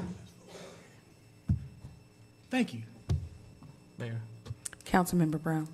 And I'll say this again, I still did not see the harm in pulling this ordinance, sitting down, and making sure that everyone's concerns are met here. I mean, it's already state law, so if there's an issue, then the tenant has the state law on their side at this point. But if we're gonna pass something, let's pass something to make sure that everybody is on the same page with it. I don't really see why we're having to rush into it at this point, you know. And now you're ready to fire back. You're ready. You're ready. But the thing about it is that this is going to affect the tenants, and it's also going to affect landlords and property owners. And I think it's fair if we can sit down with those individuals, figure out what their concerns are with this. And if it comes back in the exact same form, it comes back in the same form. But I think we should at least hear the landlords out and not just, oh, we're just going to pass, we're not going to listen to them, we're just going to go. And that there may be something they can add. It may be one line. It may be two. It may be a paragraph. But I still feel that it deserves, those individuals deserve to be heard and not just coming to the council meeting right before we make the vote. I feel like we can pull this, you have a meeting, you can have one meeting if you want, but I think those individuals need to be heard, and I think the legislation should reflect that and make sure that everybody is working together, like Councilmember Mays just said. Make sure we're all working together, because right now, we have people here that are not happy with this, but we're just gonna roll on and say, oh, well, you know, their opinions don't matter, when they do matter. So I think it's worth at least having a conversation with those individuals. And like I said, if this comes back in the exact same form, because everything is great, fine. But if there's some changes to be made, let's go ahead and make them before we pass something. And then later on we find out, oh, we should have added something. We should have added this, we should have added that. Let's make it right the first time. May I? Councilmember Frazier. My question is, and comment, if we do a task force we need to set a time limit for it, because let me tell you, we have done task force, we have approved task force, and I haven't seen no legislation come across this desk in reference to a couple of those task force that we supposedly had put together. Am I correct, Angela? Okay. And so my question is, what's the time frame, if it's pulled, what's the time frame of, that you want to set for everybody to come to the table so that it could come back? Because I, myself, have witnessed task force being approved through this body, but nothing has come back in reference to legislation in regards to dealing with it. Can I make just one statement? Councilmember Brunson?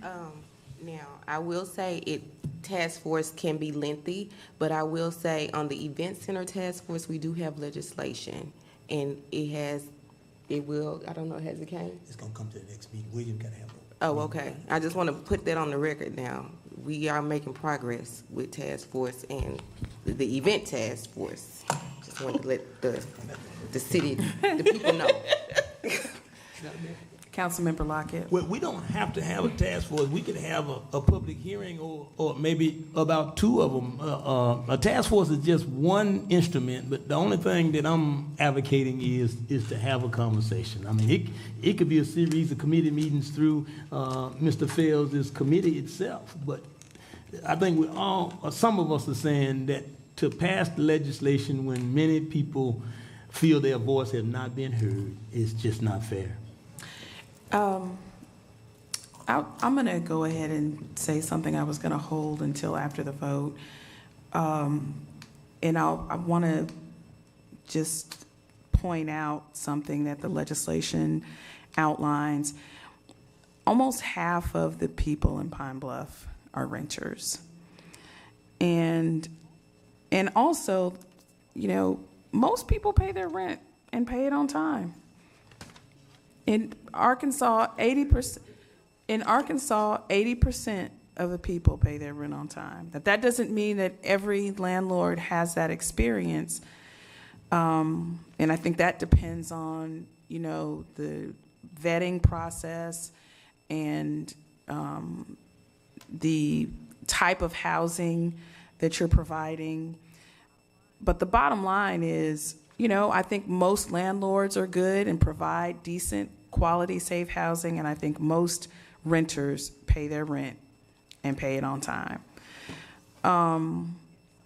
And some tenants are tied down, whether they are middle income, lower middle income, or indigent. People in this economy where most people are 2 paychecks away from being homeless, you know, cannot just pick up and move on a dime because they have an issue with their landlord, particularly if that landlord doesn't return their security deposit. And I think but I'll say this, and this is the thing that I hope can bridge this issue for the council and the community. I think it's good legislation. We are not the only city that would be providing local measures to enforce state housing standards. Little Rock has standards that feature a landlord-tenant commission, targeted rental inspections, and mandatory carbon monoxide detectors. Fayetteville mandates move-in checklists and provides dispute mediation. Jonesboro utilizes a rental property registration program with required inspections, and North Little Rock enforces local codes requiring safe and habitable housing. So this would not be a first. And there are often unintended consequences that come with legislation that I think you have to work out. And you can't think of everything on the front end. But this is what I'll say. We passed legislation, for example, to pay our bills electronically. We still aren't doing it yet, but that's because we had to work out some kinks. We had to put together, between our clerk, treasurer, and finance director, work out what the standard operating procedures are going to be, which will have to come back before the council. I think that, and I think that's the right way. It's a broad piece of legislation that says the city can now pay its bills electronically. But there are some other things that we have to do first. I think that this could pass, and bear in mind that enforcement of this happens under the mayor's leadership, under the mayor's departments on the day-to-day. There are no standard operating procedures in place, and there really does need to be a resolution that lays out these particulars, because I also think that Mr. Franklin made several important, valid points, but I think all of those things can and should be fleshed out after a couple of town hall meetings, which I think once this passes would be incumbent upon the executive to do in order to flesh out the standard operating procedures that the code enforcement, inspection, and zoning, and any other related entities that might be involved in this process would adhere to. So what I'm saying is, if this passes tonight, it would not go into effect tomorrow. We would have to outline what the scale of penalties would be, what kind of appeals process would exist, how that would work, what some other parameters and issues behind those dynamics would come into play. And I would commit to having the conversations that are necessary in order to spell out the specifics before this could move forward, including the capacity for the engaged departments to move forward with this. So that's my statement on this. So Mayor, let's just do that on the front end instead of on the back end. I mean, I'm counting. I've heard what everybody said. I'm counting the votes. And I think that we have demonstrated that we've done it past the broad-ranging legislation on the front end, and then past the resolution on the back end. And I think, and this is the thing that, you know, I think when we talk about working together and respect, this has been read 3 times. But nothing is changing. Well, I guess what I'm saying is I think that there is a way to support the tenets of the measure by saying that Pine Bluff is a city that recognizes tenants' rights as well as tenants' responsibilities and property owners' rights and responsibilities. And what I'm a landlord, and I've done it from a longtime renter. I've done it through Airbnb, and you know, it's a lot of issues and responsibilities and challenges. And just like you know, Ms. Smith said earlier, I don't have to do it. Right. You know, so I think that at the end and beginning of the day, we can be a city that says we, like other progressive cities, recognize that there are minimum standards to housing that we are going to enforce.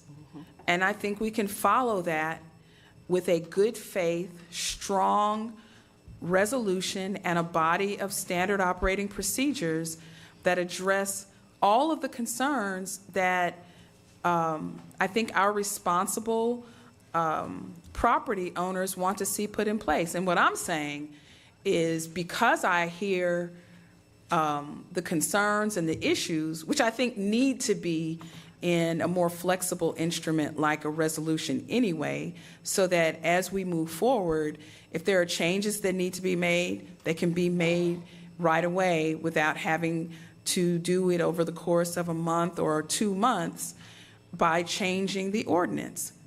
And I think that we also need to, again, I mean, we as a city are operating right now and working on standard operating procedures throughout the city, in all of our departments anyway.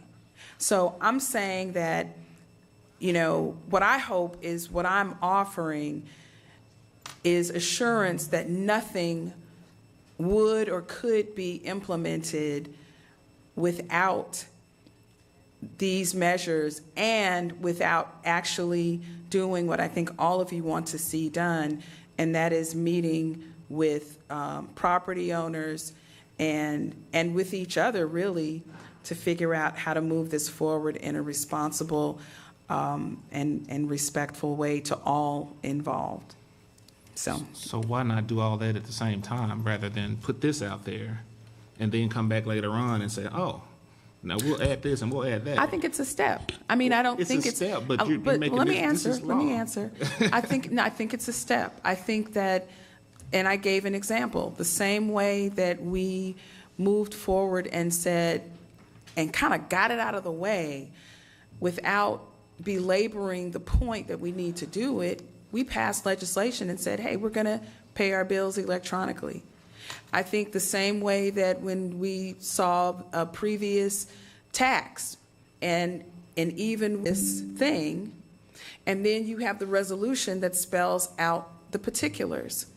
I don't think that that's new to us, and I think passing the measure, understanding that it can't be implemented without the particulars, and understanding that your mayor is saying she won't implement it without addressing the very issues that Mr. Franklin and others brought forth. So why not have all of that at the same time?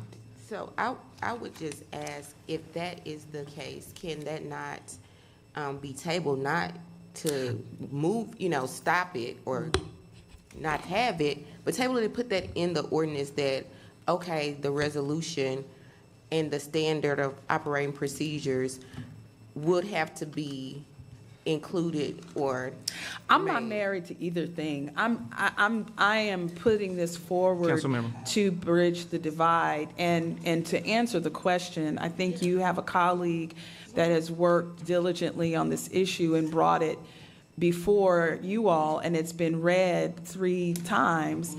And what I'm trying to do is bridge the divide. That's all. Councilmember Bronson, did you make a motion to table? That's what I was. There's a motion? She didn't No, make I a didn't motion. make a motion. Oh, I was okay. asking. I was asking a question.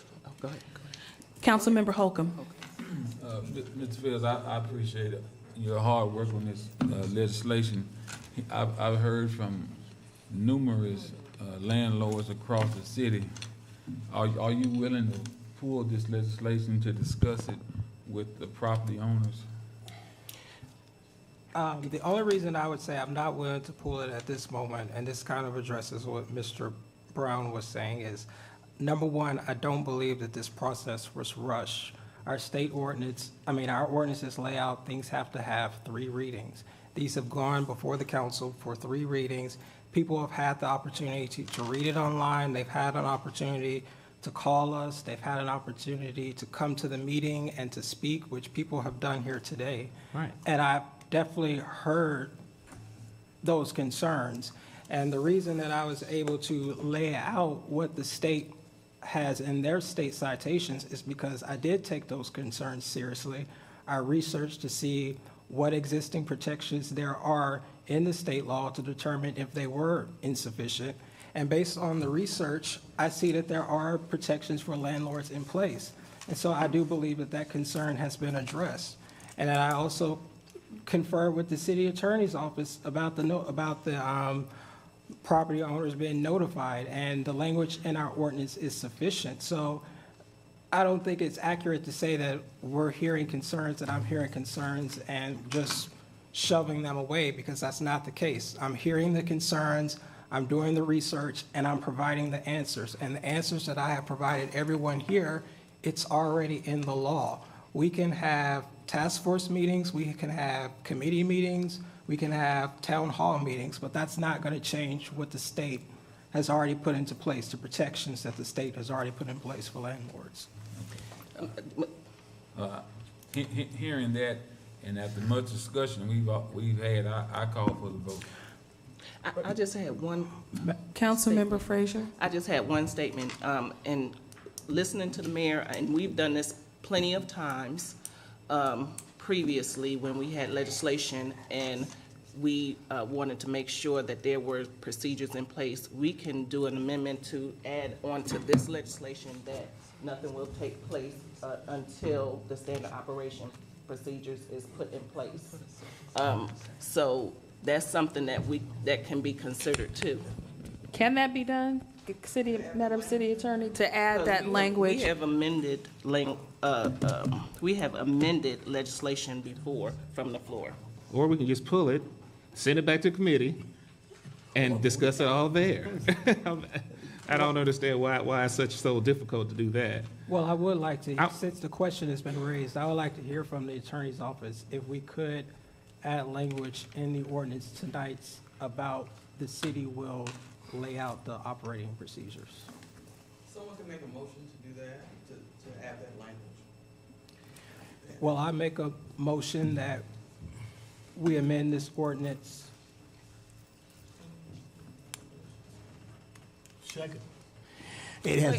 Wait, hold on. What, you got to put You have to say what the amendment is. You got to So, clarify Councilmember Fells, can you finish your amendment?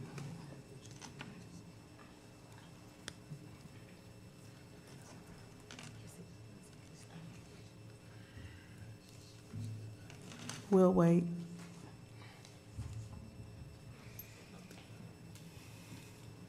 Well, I'll go ahead and make a motion. I move that we table this and send this back to committee.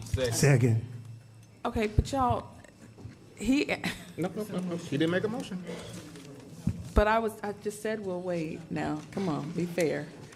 But the motion is on the. You all He can did vote, ma- you all, he hold did- on. You all can vote against his motion and then make one. I don't have any problem with it. Again, I'm not married to either outcome. Well, let's have a motion in a second.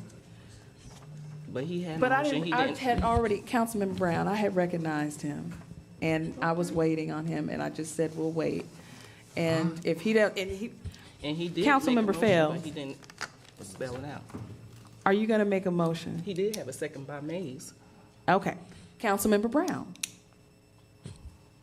Oh, you ready for me now? Yes, I am.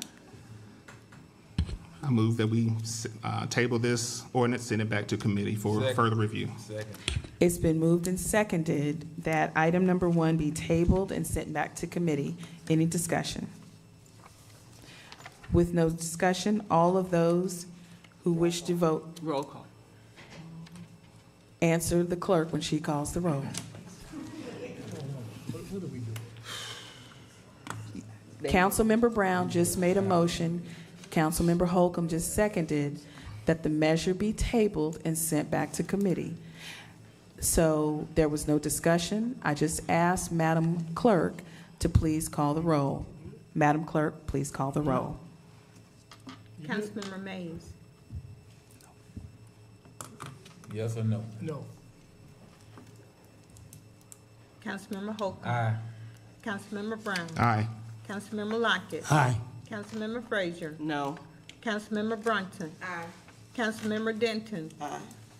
Councilmember Fail. No. 5-3. Okay, motion passes. Okay, well, we're on number 2. Agenda item number 2. An ordinance amending policy number 550 of the Pine Bluff Police Department Policy and Procedures Manual respecting use of force and for related purposes up for the second reading. An ordinance amending policy number 550 of the Pine Bluff Police Department's Policy and Procedures Manual respecting use of force and for related purposes. Place it on the calendar. Agenda item number 3, a resolution of the City of Pine Bluff, Arkansas adopting the Jefferson County multi-districtal hazard mitigation plan. Whereas the City of Pine Bluff recognizes the threat that natural hazards pose to people and property within Pine Bluff, Arkansas, and whereas the City of Pine Bluff has prepared a multi-hazard mitigation plan, hereby known as the Jefferson County Multi-Jurisdictional Hazard Mitigation Plan, in accordance with federal laws, including Robert T. Stafford Disaster Relief and Emergency Assistance Act as amended, the National Flood Insurance Act of 1986 as amended, and the National Dam Safety Program Act as amended. And whereas the Jefferson County Multi-Jurisdictional Hazard Mitigation Plan identifies mitigation goals and actions to reduce or eliminate long-term risks to people and property of the City of Pine Bluff from the impacts of future hazards and disasters.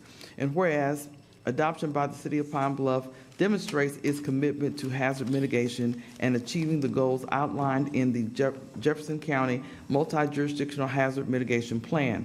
Now therefore be it resolved by the City Council of the City of Pine Bluff, Arkansas, that Section 1, in accordance with the Pine Bluff Code of Ordinances, Section 2-54 and 2-55, the City of Pine Bluff adopts the Jefferson County Multi-Jurisdictional Hazard Mitigation Plan. Section 2, while content related to the City of Pine Bluff may require revisions to meet the plan approval requirements, changes occurring after adoption will not require the City of Pine Bluff to re-adopt any further iterations of the plan. Section 3, subsequent plan updates following the approval period for this plan will require separate adoption resolutions. Move for adoption. Second. It's been moved and seconded that item number 3 be adopted. Any discussion? With no discussion on this resolution, all those who wish to vote Mayor, for. Can we have a roll call? Because I think at the end of this, they're asking for the number of people who voted in favor. Okay, for sure. Madam Clerk, will you please call the roll? Councilmember May, Yes. Councilmember Holcomb, Aye. Councilmember Brown, Aye. Councilmember Lockett, Aye. Councilmember Frazier, Aye. Councilmember Brunson, Councilmember Denton, Councilmember Fail. Aye. And also, Councilmember Mays would like to be added as a sponsor. Okay, yes, ma'am. Agenda item number 4, a resolution authorizing the mayor to execute a general space and rental agreement with the University of Arkansas Pine Bluff for lease of space in the building located at 615 Main Street, Pine Bluff, Arkansas. Whereas it is desired to lease space in the Economic Research and Development Center located at 615 Main Street in the city. And whereas the property is owned by the University of Arkansas Pine Bluff. And whereas negotiations with the university have yielded a proposed general space and rental agreement, which is attached hereto and incorporated herein by reference as if fully set forth. And whereas the mayor should be authorized to execute a rental agreement consistent with the terms and conditions set forth in the attachment. Now therefore be it resolved by the City Council of the City of Pine Bluff, Arkansas, that the mayor is authorized to execute a rental agreement with the University of Arkansas Pine Bluff to lease the space described in the attached general space and rental agreement for the consideration and on the terms specified therein. The funds to pay the monthly rental utilities and other expenses associated with the lease will come from the Economic and Community Development Department budget. Move for adoption. Second. It's been moved and seconded that item number 4 be adopted. Any discussion? With no discussion, all of those who wish to vote for the adoption of item number 4 indicate by saying aye. Aye. Any opposed? Motion passes. Agenda item number 5, a resolution authorizing the city clerk to process the billing statement for city MasterCard account and for related purposes. Whereas the City of Pine Bluff routinely avails itself of the convenience of using a charge card to pay for certain purchases. Before an invoice is paid, each expense must be verified with supporting documentation for it to be processed. And whereas in this instance, the attached billing statement has been reconciled with supporting documentation except one expense. And that expense is for $40.19. Whereas the clerk should be authorized to process the MasterCard invoice in anticipation that supporting documentation will be provided within the next 10 working days. And whereas it is in the best interest of the City of Pine Bluff that the city clerk be authorized to process the attached billing statement. Now therefore be it resolved by the City Council of the City of Pine Bluff, Arkansas, the city clerk is authorized and directed to process the MasterCard statement and expedite payment of the current balance. Move for adoption. Second. It's been moved and seconded that item number 5 be adopted. Any discussion? I have a question. Councilmember Lockett. Now, why are we doing this? Because in order for us to pay the bill, every transaction must be supported by a receipt or an invoice. And on one of these items for, I think on the last page you'll see for $40, that is a recurring charge where the invoice was sent to a director who is on FMLA. And because this happened at a time when we were transitioning from one email system to another, we could not find it. And so what we're working to do is with this vendor, change how that's done so this won't happen again. And we have to go through some processes to actually access the invoice. And so that we want to go ahead and pay the bill so it won't be late any further than what it already is, since we have the money to pay the bill. So what I'm saying is we don't have to do this every month, every No. statement. I'm just saying. No. This Just- $40, the one that we cannot find is the reason we're doing this? Correct. Okay. Yes.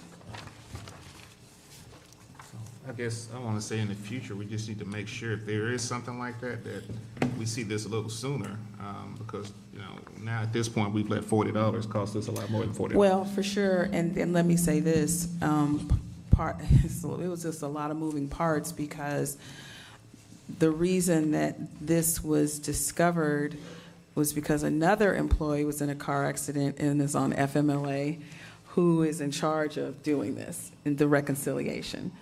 And so we had to have someone who was floating come in and try to find it and reach out for other transactions, and this was the one that we couldn't find it for. So it just was kind of a imperfect, perfect storm that put us in this position. But we are making some operational changes as it relates to that and possibly other recurring invoices so that it doesn't just go to one person.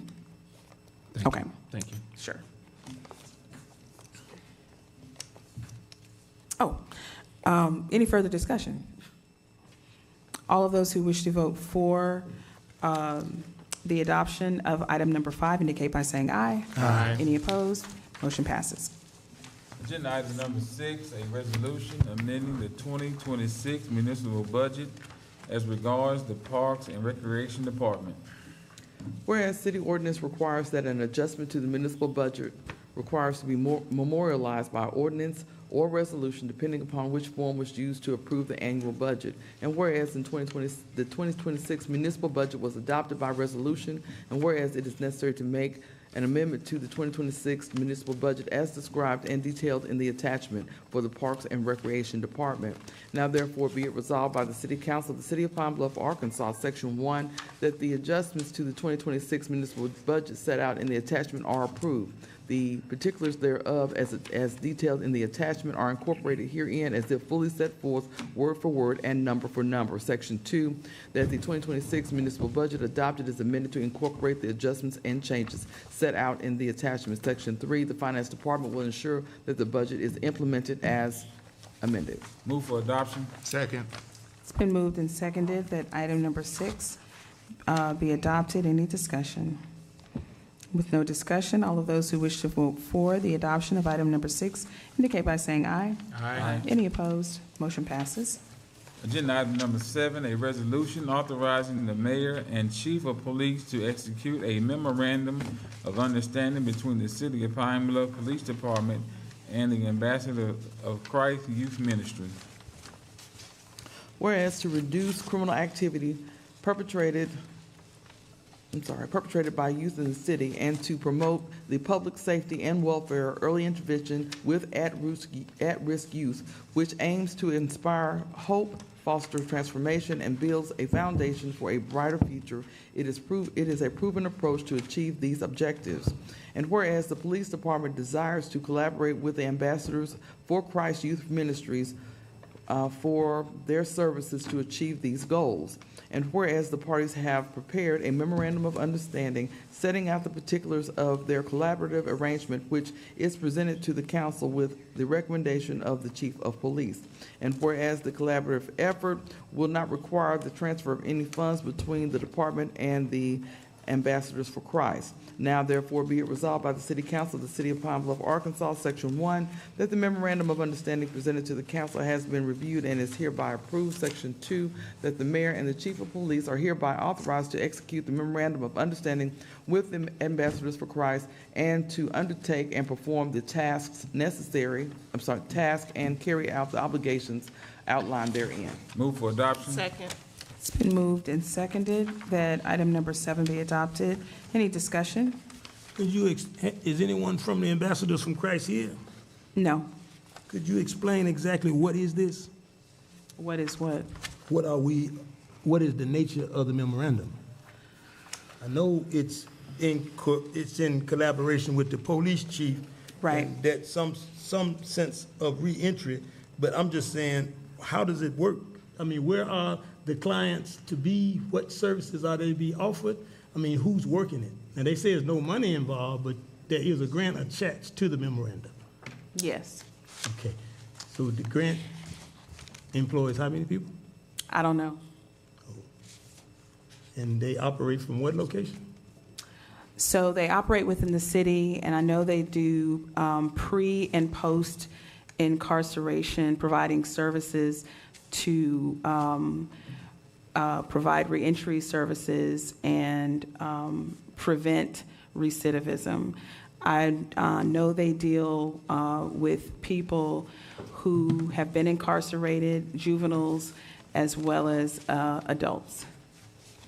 That's what I know. Now, what is the police chief to do?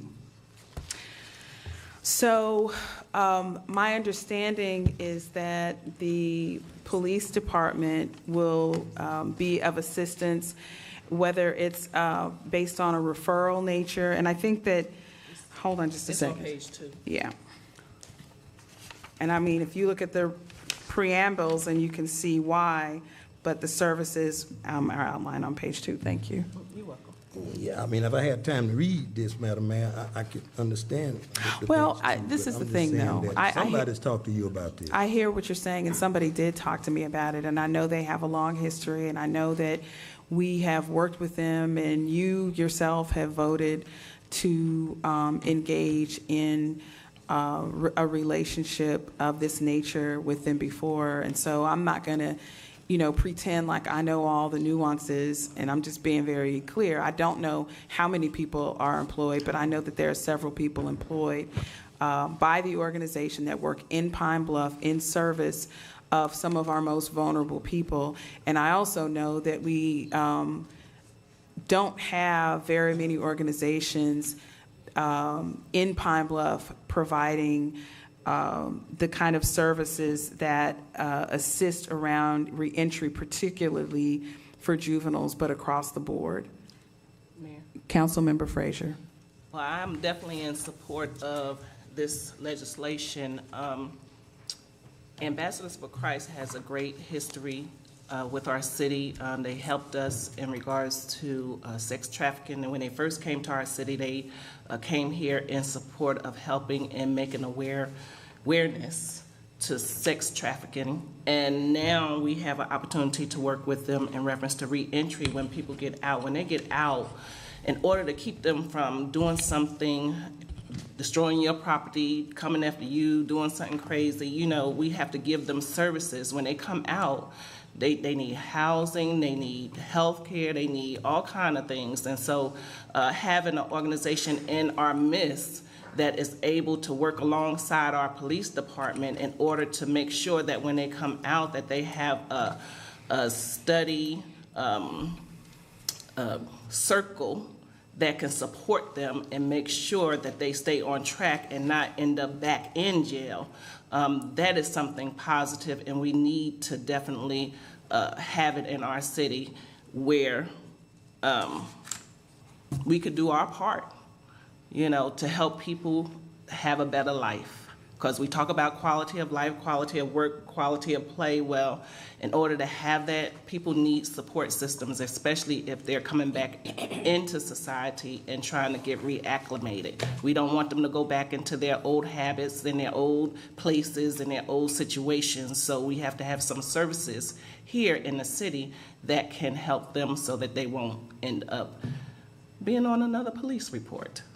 Thank you, Mayor. And thank you. And let me apologize for not having those kinds of specifics. I just really maybe incorrectly made an assumption that because they have had such a long-standing relationship over the years with numerous grants and in the millions of dollars with positive results, that it really was a matter of getting this through so that they could be successful in their application for the grant funds to continue these services. But what I can say, I can give you a couple of anecdotal pieces of information. I do know that they work with a great many partners to ensure that the clients that they engage can get a job. And not only get a job, but get job training. And they work with youth and they work with adult clients. I had a situation where I got a call with a couple of young people who didn't have parents anymore and who were in need of services and who had been in the juvenile system. And because they run the program in the way that they do, very hands-on, this isn't just let's go find them and give them some food and hand them a book or hand them a worksheet and check a box. They actually provide housing that they assign people to who are in need and then help them find the services that they need, help them get transportation to and from school, to and from work, help them get food when no one else is there, when we are at home, warm, in our beds and bellies full. Any further discussion? With no further discussion, all of those who wish to vote for resolution number 7 indicate by saying aye. Aye. Any opposed? Motion passes. Mayor, I would like to be added on to this legislation. Me too. Is that Ambassador Price? Yes. Yeah. Okay. Yes. So I think, Everybody. okay, everybody wish to be added? Anybody not wish to be added? Okay, thank you. Agenda item number 8, a resolution expressing the support of the city of Pine Bluff, Arkansas for the National Guard and Reserve Forces of the United States. Yes. Military. Whereas the city of Pine Bluff recognizes the National Guard and Reserve Forces are essential to the strength of the nation and the well-being of our communities. And whereas in the highest American tradition, the patriotic men and women of the Guard and Reserve serve voluntarily in an honorable and vital profession. They train to respond to their community and to their country in a time of need and deserve the support of every segment of our society. And whereas if these voluntary forces are to continue to serve our nation, increased public understanding is required of the essential role of the Guard and Reserve in preserving our national security. Now therefore be it resolved by the City Council of the City of Pine Bluff, Arkansas, the City of Pine Bluff will join other employers in pledging that, number 1, the city will fully recognize, honor, and comply with the Uniformed Services Employment Reemployment Act. 2, the city will provide its managers and supervisors with the tools they need to effectively manage those employees who serve in the Guard and the Reserve.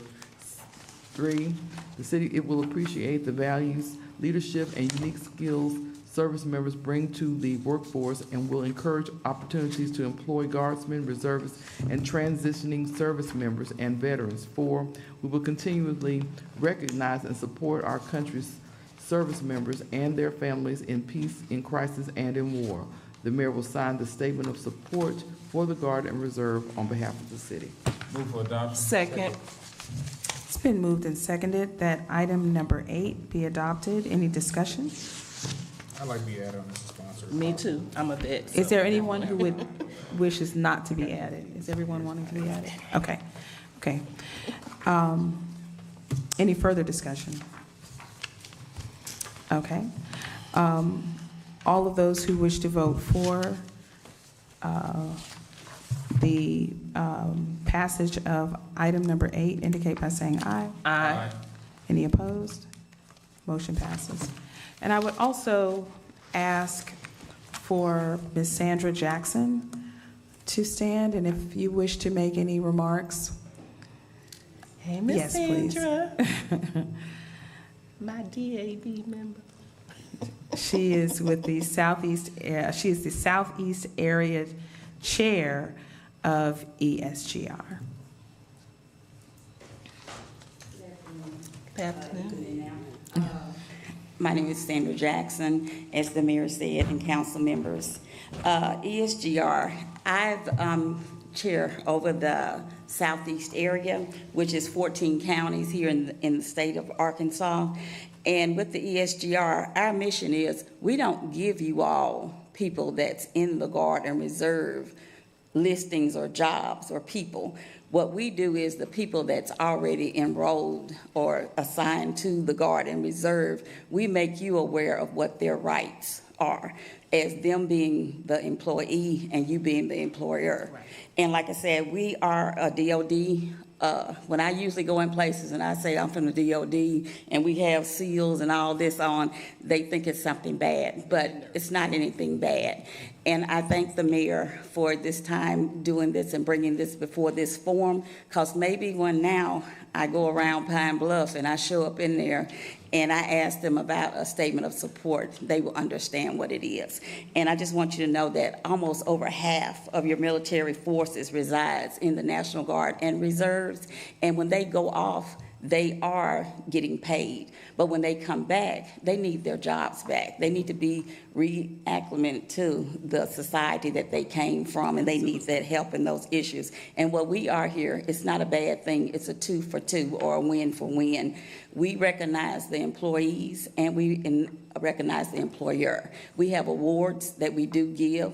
So we do have the reserve member to put them in, because sometimes I have to tell them, hey, if you don't get along with your supervisor or your boss, put them in for an award. I said, when they get this award, comes in this cover and this certificate and it has DOD, or when we add them to a boss lift to go see what their troops are doing when they're away from work, then the light bulb kind of comes on. So thank you, Mayor, for bringing this before this forum. Absolutely. Any questions? I do have the signed statement of support, yes, but it's in my car. Okay. So if we can get through the rest of the resolutions, and I'll ask for Mr. Proctor to get it out while we finish these, and then we can do the picture. Okay. If that's All right. okay. Thank you so much for your patience. Okay. Okay, so, okay, we already passed that? Yes. Councilmember Holcomb? Agenda item number 9, a resolution proclaiming the city of Pine Bluff, Arkansas as America, the entrepreneurial community, and pledging to celebrate the city's entrepreneurs during the year 2026. Whereas, as America marks its 250th startup birthday in 2026, we must celebrate the entrepreneurial spirit that built our nation, states, and cities, forged by starters, makers, doers, and dreamers who pursued a better future. And whereas the American dream is at risk because America belongs to the living generation in its turn to renew the nation's entrepreneurial spirit. And whereas the entrepreneurs are essential to fostering economic prosperity, creating homegrown jobs, raising incomes, generating wealth, building stronger communities, diversifying goods and services, and reducing inequality and poverty. And whereas each of us has the power to be a founder of our nation's future, and we encourage every resident to take action that builds a more perfect union. And whereas entrepreneurs have played a critical role in revitalizing the city of Pine Bluff, and it is fitting to publicly recognize and celebrate the vital contributions of entrepreneurs to the prosperity and well-being of our community.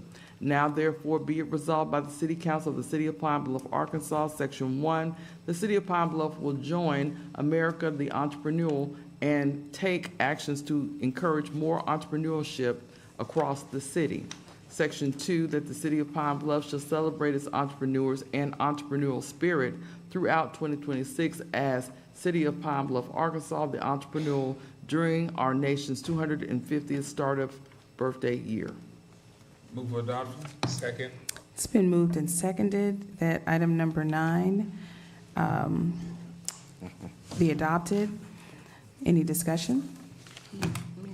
Councilmember Frazier? With this legislation, are we planning to do something to highlight entrepreneurs throughout the city, or is it just to name our city entrepreneurs? It's both. Okay. And we will be working with a national organization that is working with cities to first draw attention to the importance of entrepreneurs to the economy. And so we will definitely be doing that. There are lots of stats. I'm not going to go into it because we've been here a long time. And But I would like to make a suggestion, since we're doing entrepreneurship, which is basically not just small business, but big business. But we know November is like Small Business Month, so maybe we could do something to, highlight during that month. absolutely. Councilmember Brown, you said what? Add me as a sponsor. Oh, okay. Me Okay, too. Councilmember. Anybody else like to be added, or anybody not like to be added? Okay, here's another one, Madam Clerk. Okay, I didn't call a vote, did I? All those who wish to vote for the adoption of item number 9 indicate by saying aye. Aye. Any opposed? Motion passes. Madam Mayor, on resolution 10 through 13, they all are vacancies. Each term expires on April 30th, 2029, so I'm gonna read them all at the same time. Yes. Okay. A resolution appointing Matt Soto, Joel Thomas Anderson, Latasha McNeely Randall, Eric M. Lunsford to the Arts and Science Center for Southeast Arkansas.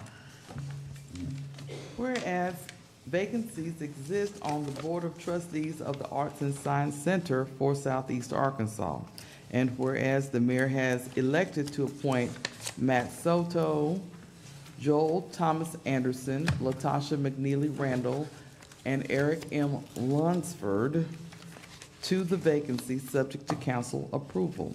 Now therefore be it resolved by the City Council of the City of Pine Bluff, Arkansas, that the mayor's appointment of Matt Soto, Joel Thomas Anderson, Latasha McNeely Randall, and Eric M. Lunsford to the Board of Trustees for the Arts and Science Center for Southeast Arkansas to serve a term to expire April 30th, 2029 is hereby approved and confirmed.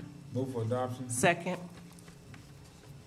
It's been moved and seconded that items 10 through 13, can we do that? Can we vote on them as a batch, adopt them?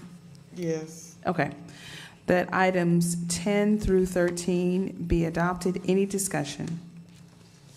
With no discussion, all of those who wish to vote for the adoption of items 10 through 13 indicate by saying aye. Aye. Any opposed? Motion passes. Agenda item number 14, a resolution expressing the appreciation of city government to the clerk's office for its outstanding work and proclaiming May 3rd through 7th, 2026 Professional City Clerk Week in the city of Pine Bluff, Arkansas. Whereas the city of Pine Bluff is blessed with a professional city clerk's office consisting of the elected clerk, the Honorable Janice L. Roberts, as well as an outstanding and dedicated staff of deputy clerks. And whereas the work of the city clerk's office is essential to the effective administration of city government and providing necessary services to the residents of the city as well as city officials, officers, and employees. And whereas the week of May 3rd through 7th, 2026 has been designated a period to recognize the valuable and essential role of the city clerks in public administration. Now therefore be it resolved by the City Council of the City of Pine Bluff, Arkansas, that we, the mayor, and members of the City Council hereby express our appreciation and respect for the work of the elected city clerk and her dedicated staff of deputy clerks. We further declare the week of May 3rd through 7th, 2026 as Professional City Clerks Week in the City of Pine Bluff and encourage all persons to take the opportunity to express their appreciation and thanks to the members of the city clerk of the clerk's office for their service. Move for adoption. Second. It's been moved and seconded that item number 14 be adopted. Any discussion? I believe, Madam Clerk, your staff is here, and I would ask them to stand. 19 members.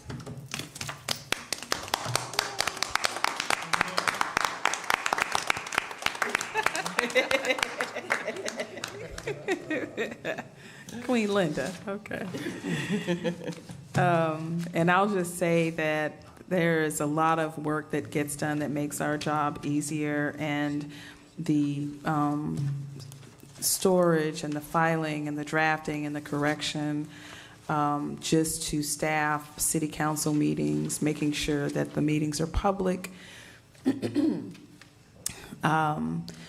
and the many other duties of the clerk's office. We do appreciate you, Madam Clerk, and your team, and thank you for your service. With that said, it has been moved and seconded that item number 14 be adopted. All of those who wish to vote for the adoption indicate by saying aye. Aye. Any opposed? Motion passes.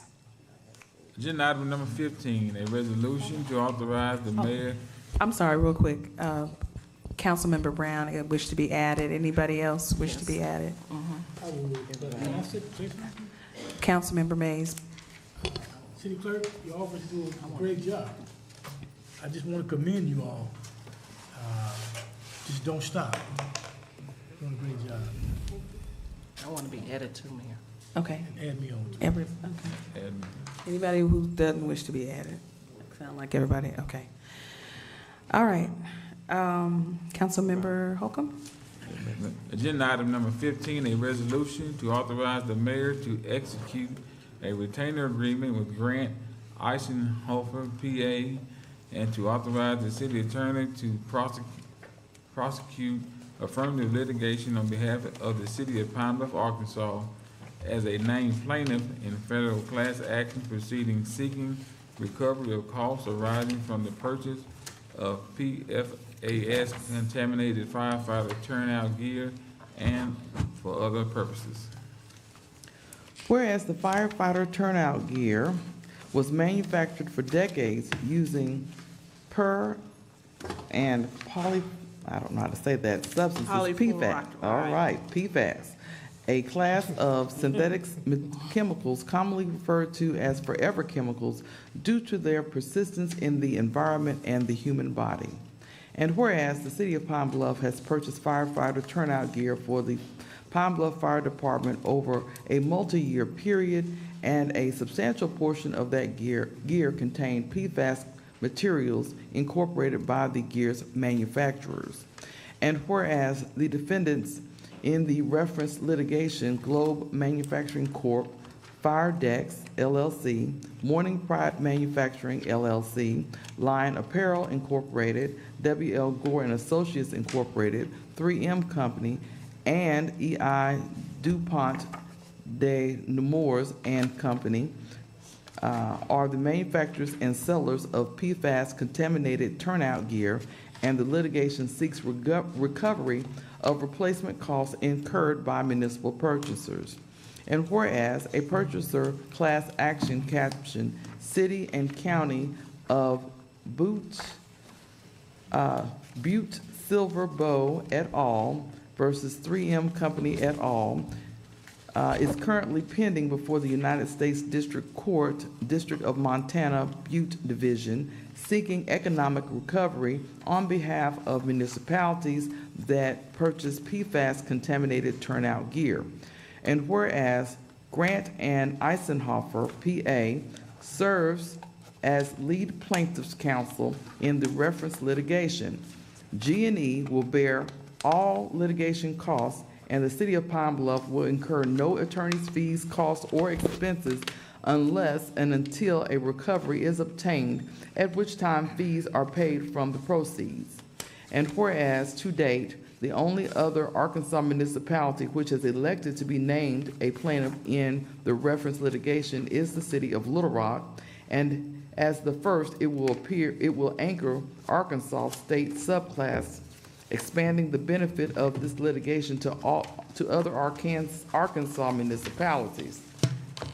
And whereas the court has established a deadline of May 5th, 2026 for the addition of new named plaintiffs to the complaint, and timely action by this council is required to the city's right to participate in the class level.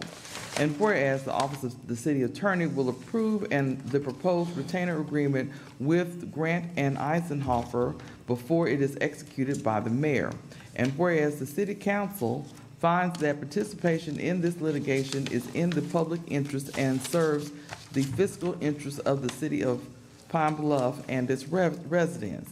Now therefore be it resolved by the City Council of the City of Pine Bluff, Arkansas, that Section 1, authorization to prosecute affirmative litigation. The city attorney is hereby authorized to prosecute affirmative litigation on behalf of the City of Pine Bluff as the named plaintiff in the city and county of Butte Silver Bow et al. Versus 3M Company, pending in the United States District Court, District of Montana, Butte Division, for the purpose of recovering costs incurred by the city in purchasing PFAS-contaminated firefighter turnout gear. The city attorney shall exercise supervisory oversight of this litigation at all stages. Section 2, authorization to execute retainer agreement. The mayor is hereby authorized to execute a retainer agreement with Grant and Eisenhofer for its representation in the lawsuit and any settlement negotiations, including a contingency fee arrangement under which the city incurs no upfront fees, costs, or expenses, provided that the said retainer agreement is approved by the city attorney. And any settlement of the city's claims shall require prior approval of the city council. Section 3, authority to take necessary action. The mayor and city attorney and such other city officers and employees as they may direct are authorized to take all actions necessary to effectuate this resolution, including executing such documents, providing such records, and making such filings as lead plaintiff counsels may require to add the City of Pine Bluff as a named plaintiff in the reference litigation on or before May 5th, the court deadline. Section 4, this resolution shall be in full force and effect from and after its adoption. Section 5, in the event any portion of this resolution is declared or judged to be invalid or unconstitutional, such declaration or adjudication shall not affect the remaining portions of this resolution, which shall remain in full force and effect as if the portion so declared or judged invalid or unconstitutional was not originally part of this resolution.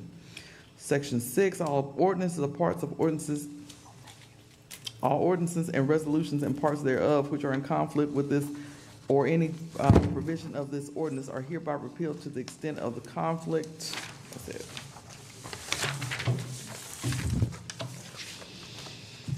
That's it. Move for adoption. Sorry. Y'all weren't following along? Second. Okay, it's been moved and seconded. That item, what is that, number 15? 15. Item number 15 be adopted. Any discussion?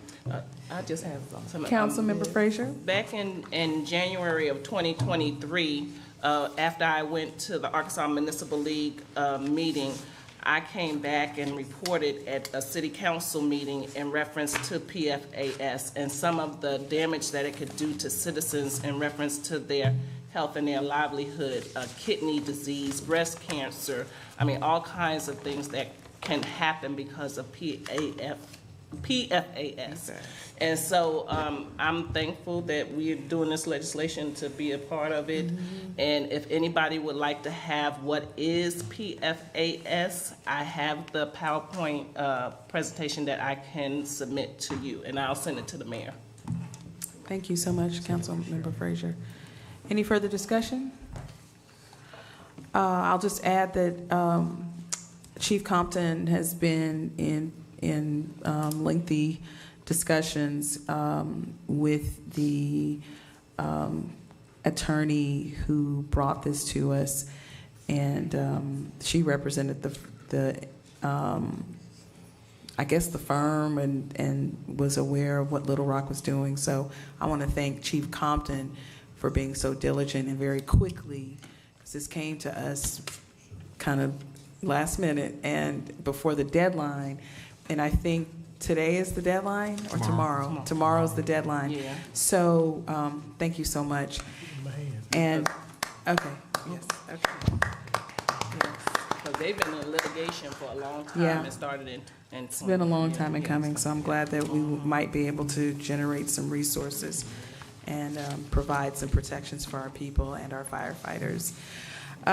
With that said, all of those who wish to vote for the adoption of item number 15 indicate by saying aye. Aye. Any opposed? Motion passes. And before I start reading the announcements, if Ms. Jackson could join us on stage, and we'll take a quick pick. Got this brace on. I'm standing behind somebody. Brace. Oh, we all I got my brace on. Oh, well, maybe she just going. Oh, no, she just presented. Okay. Oh, everybody coming? Okay.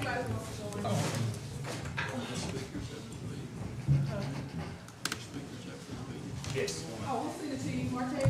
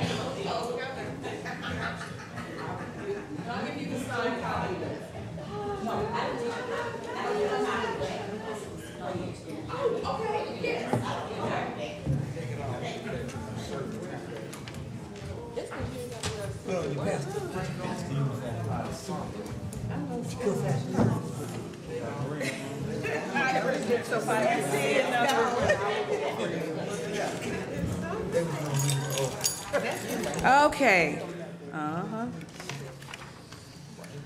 Our announcements are as follows. I'm going to try to get through this quickly. The Dollar Way Area Neighborhood Watch will meet on Tuesday, May 5th at 6 p.m. at St. Luke Methodist Church, located at 32 School Street.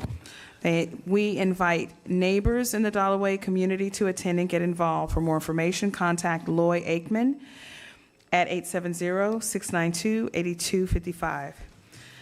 Number 2, enjoy the soulful sounds of live music featured soloists along with the beautiful shores of Lake Saracen every Thursday in May from 6 to 8 p.m. during Park and Recreation's Jazz on the Lake. Bring your lawn chairs, gather the family, and relax by the water while great music fills the evening air. Food vendors will be on site with delicious options available for purchase. Number 3, ignite your business dreams. Join this Saturday, May 9th, for Capital Readiness Training. Prepare your business for funding and discover how to become financially ready and attract the capital you need for growth. This event will take place at the UAPB Business Incubator located at 615 South Main Street from 9 a.m. to 4 p.m. To register, visit www.communitiesu.org/training.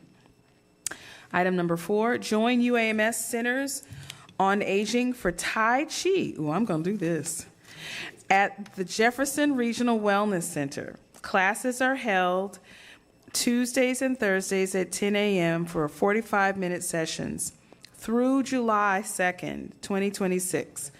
This program helps improve balance, strength, and overall wellness. For more information or to enroll, contact Charlotte Clausen at 870-879-1440, or you can email Ms. Clausen at cmclausen, CLAUSEN, at uams.edu. Item number 5, Business Expo 2026 on May 7th at the Pine Bluff Convention Center. Breakfast will be held at 7:30 a.m. at the VIP hour at 9 a.m. and a public expo from 10 a.m. to 3 p.m. Booths and networking opportunities are available through the Jefferson County Alliance. And I just wanted to also add congratulations today. The Donna Terrell Warrior Lodge was opened over near JRMC, which will provide hope and services and support to cancer clients in the city from those who are coming from long distances for cancer treatment here in Pine Bluff. Also, I want to recognize Luke Matheson, who has joined the Pine Bluff Commercial as a reporter and a writer. And he is here, standing in the back. And Mr. Harris, I also want to congratulate you on a very successful Arbor Day celebration last week. And you did it with the babies this year, and I hate that I had to miss it, but I heard that it was awesome and the pictures were incredible. So thank you for your work. And with that, we have one person who signed up to speak. And she's not here, so I will entertain a motion to adjourn. Move to adjourn. Been moved and seconded without objection. We are adjourned.